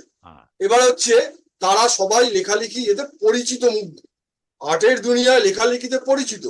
এবার হলো তো গভর্নমেন্ট আর্ট কলেজে যে আর্টিস্টই পড়ায় তাকে ভাই কে চেনে? সে কি কোনো এক্সিবিশন দেখে? সে কাকে নিয়ে লিখবে? বরঞ্চ তাকে নিয়ে লিখলে সে পরিচিত হবে। এই হচ্ছে আমি বাস্তব আমি ঘটনা। এই জায়গাটা আলোচনার পর্বের জন্য রাখতে যে আমি এইটা আর মেনশন করতে চাইনি যে এখানে আর্ট আমি যা পাচ্ছি সেটা তোমাদের বললাম। এবার বাকি অবজারভেশন গুলো এইবার আসা দরকার যে কলকাতায় আর্ট এডুকেশনটা কি হয়েছে এতদিন, আমরা কি পেয়েছি 70-80 দশকে 90 দশকে, কি এডুকেশন, কি আর্ট হিস্ট্রিটা কে পড়ায় আর কি শেখে আর্ট, এটাই যে ব্যাপার। আর তারপরে কলেজ আর বিশ্ববিদ্যালয়ের কতগুলো ব্যাপার আছে। বিশ্ববিদ্যালয় হলে সুবিধা আছে, রবীন্দ্র ভারতী কতগুলো সুবিধা আছে। রবীন্দ্র ভারতী বিশ্ববিদ্যালয় বলে তাদের এক্সচেঞ্জ হয়, ওখানে একটা হয়। আর এই ইন্ডিয়ান আর্ট কলেজ আর এই গভর্নমেন্ট আর্ট কলেজ তো ওই কহতব্য নয়, সোজা কথা। ওখানে আর্টিস্টই কোনো মানে যারা পড়ে তারা কোনো খবর রাখে না, তারা কলকাতায় কোনো এক্সিবিশনও দেখে না। এরা তাদের পক্ষে সারা ইন্ডিয়া বেসিসে হ্যাঁ, চেনাই হবে? সম্ভব না। আর এমনকি লোকাল ইয়েতে এদের নানান রকম, প্রথমত হচ্ছে যায় না এক্সিবিশনে, দ্বিতীয়ত অনেক রকম পার্সোনাল রিলেশনশিপ এইগুলো সামনে হ্যাঁ, এসে পড়ে, কাকে আচ্ছা। আর পছন্দ করে কে। তারপর হচ্ছে এই যে এই দিকটা নিয়ে লেখার লোকটা নেই। আরে বড়দার লেখার যারা, লোকটা হ্যাঁ সেটাই তো হ্যাঁ, বলছি ওই যে এক আর্ট জায়গা হিস্ট্রি থেকে, যারা হ্যাঁ, পড়ায় বা তারাই পাস লিখবে। করছে তারা তো লিখতে পারে, সেখানেও নেই। আচ্ছা, বড়দার শান্তিনিকেতন। আজকের এই এটা থেকে দুটো অবজারভেশন। একটা হচ্ছে যে এই যে রবীন্দ্র রেড্ডির যে রিলিফ বলে যে কাজটা 1, 2, 3, এইটা আমি প্রথম দেখেছিলাম ওই পপ সাউথ এশিয়া যে কিরণ নাদারের যে শোটা হলো, এবং সেটার আগে একটা দুবাইতে পাকিস্তানে বোধহয় এরকম একটা শো হয়েছিল। এবং রবীন্দ্র রেড্ডির অন্যান্য যে সমস্ত কাজ, এই যে মুখ বা অন্যান্য ফুল ফিগার যে কাজ, সেটা তো অনেক জায়গায় আমরা কলকাতায় দেখেছি এবং বাইরেও দেখেছি। তারপরে ওই কাজটা দেখে মনে হলো যে না, এটা অনেক বেশি মানে অ্যাপ্রোপ্রিয়েট, মানে এই সময়ের জন্য অনেক বেশি মানে এই জায়গাটা একটা আমার মনে হয়েছে। কেননা এই যে আমরা যেভাবে একটা শরীরকে দেখি, যেটা একটা ফিমেল ফিগার, এবং এই যে ট্রান্সপারেন্ট হয়ে যাচ্ছে মানে তার শরীরের এইগুলো, এবং সেখানে বোধহয় কানে ওই ইয়ারফোন টোন আছে, হ্যাঁ, এরকম একটা কিছু। তো এটা অনেক বেশি আমার এই জায়গাটা একটা কৌতূহল যে মানে রবীন্দ্র রেড্ডির ওই আগের কাজগুলো কি মানে এটা খুব জোর করে একটা কন্টেম্পোরারি হওয়া বা ওইদিকে একটা চেষ্টা, মানে এতদিন যেটা হতে পারছিল না। আমার মনে হয় ওই যে তুমি ওই রিলিফ বলছো তো, হ্যাঁ, রিলিফ, রিলিফটা দিয়েই ও শুরু করেছিল আমার মনে হয় তখন। মানে এদের মধ্যে প্রায় প্রত্যেকেই একবার বিদেশ গেছে কিছু একটা ট্রেনিং নিতে, তখন ওটা দেখে এসে এক্সপেরিমেন্টেশন আমার মনে হয়। ওর ওই রিলিফটা তো, আরো রিলিফ আছে, রিলিফ গুলো আমার খুব একটা পছন্দ হয় না। আর রিলিফ বুনটটার থেকে ওর অনেক বেশি অ্যাকমপ্লিশড হচ্ছে এই রাউন্ড গুলো। আমার মনে হয় ওটা এক্সপেরিমেন্টের ফেজ, ওটা না, আমি রিলিফ বলতে রিলিফ পপ ভেবে হয়তো করছে। রিলিফ নামে যে কাজটা, মানে যেটা এই যে 3টে মেয়ে দাঁড়িয়ে হ্যাঁ আছে, ওটা ওইটা তো ওইটা। 81 এর করা। আর এগুলো অনেক পরে, অনেক তার মাথা হাত সব অনেক এক্সপেরিমেন্টেশনের পরে এই ও, জায়গায়। আচ্ছা, ইভেন ওই কাজটা অনেক পরের যে আগে। গোল্ডেন নিউড, এটা তো 2008 ফাটে। আচ্ছা আচ্ছা আচ্ছা। আর এটা অনেক দ্বিতীয় হচ্ছে যে এই মৃণালী মুখার্জির যে কাজ, সেটাতে এই যে বুনটটা, মানে এটা আমার একটু পরিষ্কার হওয়া দরকার যে এই বুনটটা বোধহয় এই যে আমাদের ধর্মীয় যে এই যে বিশ্বাস, যে জায়গা থেকে এই যে দেবতা এবং দেবীর যে কাজগুলো হচ্ছে, সেখানে গিয়ে এই যে মানুষের নানান বিশ্বাস এবং এর বুনট, সেইটাকে সিম্বলাইজ আমি করতে জানি চাইছে। না, আমি ওর মানে প্রসেস সেটা আমি দেখতে পাচ্ছি, মেটেরিয়াল প্রসেসটা, কিন্তু প্রসেসটা এক্স্যাক্টলি কি, কে বুনটটা উনি করতেন না বোধহয়, নাকি উনি করতেন, আমি এটা এটা আমাকে রিসার্চ করতে হবে। হ্যাঁ, এটা আমি খুব প্রাথমিক জানা থেকে বলছি আর কি। আচ্ছা, আমি কি আমার ওই পুনরটা নিয়ে যেটা মনে হয়েছে দেখি আর কি, এটার মধ্যে একটা ফিজিক্যালিটির ব্যাপার আছে। এবার হ্যাঁ ভীষণ। সেখানে মেয়েদের একটা শরীর এবং সেটা ফোল্ড হচ্ছে, সেটা মানে এরকম হতে পারে তাদের যে পরিবর্তন সেই জায়গাটাকে হয়তো রিপ্রেজেন্ট হ্যাঁ করতে পারে। এটা হতেই পারে, কিন্তু বুনটটা কে অ্যাকচুয়ালি ওই ইয়েগুলো কে করেছে আর কি, উইভিংটা, সেটা আমি জানি না। আমার খবর নিলেই বোঝা যাবে, খবর নিলে যা নিশ্চয়ই কোথাও আছে, কিন্তু এই তো মুশকিল। কিছু পাচ্ছি ইনফরমেশন এদের সম্পর্কে স্বাধীনতার পরে, তাও তো খুব বেশি না। কারণ এই এবার ওই বুননটা কার বই, মনে হয় কার একটা ক্যাটালগ। factor। হ্যাঁ বুননটা মনে হচ্ছে একটা ফ্যাক্টর, কেননা এই এই এত মোটা মোটা এই যে বুনট, এইটাকে বেছে নেওয়া, মানে এই টেক্সচারটাকে বেছে নেওয়া, সেটা আমার মনে হয় কোথাও একটা হ্যাঁ হ্যাঁ একদম, মানে ওটার মধ্যে একটা যেন মনে হচ্ছে একটা সলিডিটি আছে। হ্যাঁ হ্যাঁ। আর না, এই যে দেখো, এই যে আজকেই আমি দেখছিলাম নবজোত আলতাফের একটা এক্সিবিশন, ন্যান্সি আদাজানিয়া কিউরেট, পুরো জিনিসটাকে ধরে রেখেছে তো বোম্বে দিল্লি। হুম, হ্যাঁ ন্যান্সি আদাজানিয়াকে ডেকে, আমি মানে এখানেই বলছি ক্যামেরায়, ডেকে কিউরেট করাতে হলো সুব্রামানিয়ানের এক্সিবিশন। পশ্চিমবাংলায় কোনো কিউরেটার নেই কি, এখন নেইটা আমি কোয়েশ্চেন মার্ক দেবো নাকি দাঁড়িয়ে দেবো? সত্যি করেই নেই, সেই জন্য ওকে ডেকেছে, নাকি ওটা ও একটা বিগ নেম বলে ওকে ডেকেছে? তাহলে বিগ নেম হলো তো বম্বে থেকে এসছে, সেখানে সে বম্বে থেকে যে বাঙালি কালচার কি বোঝে, সে ঋত্বিক ঘটকের ছবি, যে সুব্রামণিয়ামের যে ইন্টারাকশন, ঋত্বিক ঘটকের ছবি, সুবর্ণরেখার একটা ইয়ে পাঠিয়ে, তোমার একটা ফুটেজ, একটা সিন চালিয়েছে, সে কি বোঝে বহুরূপী কালচার বা এগুলো? আমি বলছি না সে বোঝে না, কিন্তু আমার কথাটা হচ্ছে বাঙালি কিউরেটার, তার মানে তা ঠিক আছে, আমি দাঁড়িয়েই ধরছি বাঙালি কিউরেটার নেই। তাহলে কি তুমি বলবে, তুমি দিল্লি বোম্বের ওপর রাগ করলেই হবে যে পশ্চিমবাংলার আর্ট ওয়ার্ল্ড কে পাত্তা দেয় না? তুই কি তৈরি করেছিস? হ্যাঁ আজকে একটা বুক ঠুকে 5টা কিউরেটার দাঁড়াতে পারবে পশ্চিমবাংলার? ইমামি থেকে আমি সেই দিন বসে বসে ও বলছে, আর আমি ভাবছি, আরে এরাই তো এই যে রঞ্জিত হসকোটে বসে রয়েছে সামনের সারিতে, এই দম্পতি চলে এসছে বোম্বে থেকে, ক্ষমতা আছে, তারা মার্কেটের এজেন্ট, কিন্তু তারাই তো আজকে কন্ট্রোল করছে সবকিছু।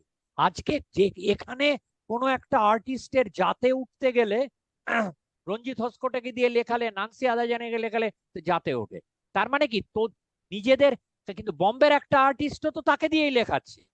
হ্যাঁ সে দিল্লি, তারা তো এদিকে আসছে না। তাহলে তুমি তোমার আর্টিস্টদের তারা এই দিল্লি বামে আমাকে একটু লিখে দাও, আমাকে আমার গোলে পড়ছে লিখে দিলে, তাহলে তুমি তার মানে তোমার এডুকেশন সিস্টেমের মধ্যে একটা গলদ আছে, তুমি কোনো তৈরি করতে পারোনি কিউরেটর। এইটাই তো বাস্তব। মানে গভর্নমেন্ট তাহলে আর্ট কলেজে বাংলাকে পাত্তা দেয় না, বাংলাকে পাত্তা দেয় না বলে একটা বাংলা পক্ষ টাইপের একটা হয়ে গেল, এগুলো করার কোনো মানে হয় না, তুমি ব্যর্থ। একদম আচ্ছা তাই। এখানে এখানে এবং এইখানে আর মানে গভর্নমেন্ট আর্ট কলেজের ইতিহাস নিয়ে বলার জন্য কলকাতার কাউকে পাওয়া গেল না, বরোদা থেকে ইন্দ্রপ্রভৃতা এসে বলবে। আচ্ছা আচ্ছা আচ্ছা আচ্ছা। কি বলবে, সে শান্তিনিকেতনে পড়াশোনা করেছে, বড়দাতে পড়ায়, অসাধারণ। আচ্ছা, মৃণালিনী মুখার্জির কাজ সম্বন্ধে আমার মনে হয় কিছু জানতে গেলে ওনার একটা ফাউন্ডেশন আছে, মৃণালিনী হ্যাঁ। মুখার্জি ফাউন্ডেশন। ওখানে যোগাযোগ করলে হতে পারে, কারণ আমার এক ম্যাম আছে, ওনাকে বলেছিলাম যে মৃণালিনীর কাজে কি যে এই ধর্মীয় রিচুয়াল গুলো, হ্যাঁ, এগুলো কি মানে যে আইকনোগ্রাফি বা এই ধরনের হিন্দু ধর্মের রিচুয়াল বা এই ধরনের কি কিছু রিফ্লেকশন দেখা যায়? উনি বলেন ঠিক আছে, উনি জোগাড় করছেন, এরকম যদি কোনো রেফারেন্স থাকে আমাকে পাঠাবেন, সেটা আমি দেবো। আরেকটা হচ্ছে রবীন্দ্র রেড্ডির কাজে ওনার কাজে আমি দেখেছি 2019 বা এরকম হবে, বাদেরা আর্ট গ্যালারিতে একটা শো হয়েছিল, সম্ভবত বাদেরাই হবে, বাদেরা কিংবা আকার প্রকার বা এরকম, যাই হোক আমার রিলিফ কাজগুলো ভালো লাগে। আকার প্রকার মানে কলকাতার আকার প্রকার না, না না না না, কলকাতার না। এদেরই একটা আছে ওদিকে হ্যাঁ নাকি? হ্যাঁ, হ্যাঁ, আমারও রিলিফের কাজগুলো কাজগুলো ভালো আমি লাগেনি। সামনে থেকে দেখি, আর কিন্তু বাকি যে ফুল নিউড মেল ফিগার গুলো, আমি বা আমার বন্ধুদের সাথে ইন্টারেক্ট, সবাইকার গুলো একটু পুরো মেল গেজের, মানে কেউ ওইটা মেল গেজ, হ্যাঁ ঢোকাই আছে যাচ্ছে না। পুরো।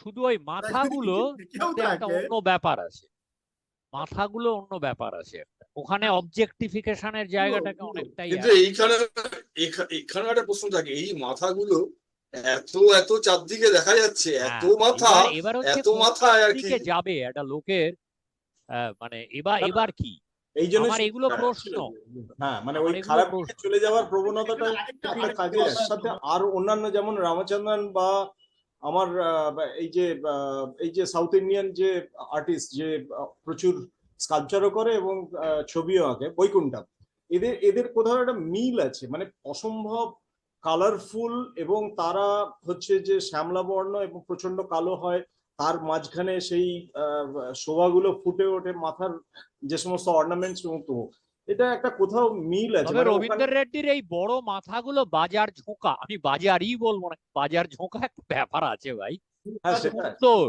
একটা খুব একদমই তাই। আচ্ছা দাদা, এই যে কালারফুল ব্যাপারটা যেটা বলছে, এইটা সাউথ মানে দেখতে মানুষগুলোকে এরকম হ্যাঁ, কালো, ওটা একটা সাধারণ তাদের স্টেরিওটাইপ। জীবনযাপন, তাদের ওই রং দেখা যায় ওখানকার, হ্যাঁ না, ওখানকার জীবনে এই রংগুলো ভীষণ আছে, এবং ওরা নিজেরা ভীষণ পছন্দ করে খুব ব্রাইট কালার। তো সেই জায়গা থেকে আসছে, ওটা লোকালি ওই তবে আমি পরিবেশ এটা থেকে আসছে কালার। ক্যামেরাতেই বলতে চাই দর্শকদের, আমি আগেও বলি শুরু করার আগে, যে ইন্ডিয়ান এইগুলো আমি খুব গভীর, আমি যেমন পশ্চিমেরটা গভীর জানা থেকে বলছি, দশকের পর দশক আমার পড়াশোনা, আমি যখন বলি একটা জিনিস সুরিয়ালিস্ট বা দাদাবাই নিয়ে, আমি কনফিডেন্টলি বলি। এখানে আমার কনফিডেন্সের অভাব আছে, আমি খুব প্রাথমিক জানা থেকে, প্রাথমিক রিসার্চ থেকে বলছি। যদি কিছু ভুল বলি বা কোনো কিছু অসঙ্গত, এটা বলুন, কমেন্টে বলুন। আমি কিন্তু গভীর জানা থেকে, এই যে মৃণালিনী মুখার্জির প্রসেস, ফাউন্ডেশন কে কে করেছে, বা এই যে ভেতরের ব্যাপারগুলো, এই যে সাউথ ইন্ডিয়ান এই কালার, এগুলো আমি অনুমান করতে পারছি, কিন্তু এগুলো আরো বেশি যারা জানেন তারা কমেন্ট দিয়ে জানান। কেউ যদি চান এদের কারো উপরে একটা প্রেজেন্টেশন করবেন, সেটাও জানা। আজকে যাদের দেখালাম তাদের মধ্যে লতিকা কাত হচ্ছে আমার কাছে সবচেয়ে ভার্সেটাইল। ওইরকম একটা অ্যাকমপ্লিশ স্ট্যাচু মেকার, সে তার প্রপোর্শন বলছিল একটা ইন্টারভিউতে, কিভাবে সেই 16 ফুট তাকে পার্সপেক্টিভটা বুঝতে হয়, 16 ফুট নেহেরু, সেখান থেকে একেবারে এটা রিয়েলি অ্যাডমায়ার। না, নাগমাতে লতিকা কাঠের বিশাল একটা বড় স্কাল্পচার আছে, পুরো কাঠের একটা ইয়ে নিয়ে, স্ট্রাকচার নিয়ে। বিশাল অ্যাকমপ্লিশ। ওটার আমি প্রথম যখন দেখেছিলাম, তারপর দেখলাম একজন মহিলা আর্টিস্ট, একটু অবাক হয়েছিলাম, কারণ তার আগে তো এরকম ইন্ডিয়ান আর্টিস্টদের আমি কাজ দেখিনি এই ধরনের। আরেকজন ভীষণ ইন্টারেস্টিং স্কাল্পটার সবে মারা গেছে 22-এ, প্রীতপাল সিং লাদি। কিন্তু প্রীতপাল সিং লাদির কোনো ভালো কাজের ইমেজ পেলাম না। খুব ইন্টারেস্টিং স্কাল্পটার, ওটা আমার দেখানোর ইচ্ছে ছিল, কিন্তু কোনো ইমেজ পেলাম। তো যাই হোক, তাহলে আমরা পরের পর্বটা দিয়ে শেষ করব। তাহলে আজকে চলো, অনেকক্ষণ হয়ে গেল।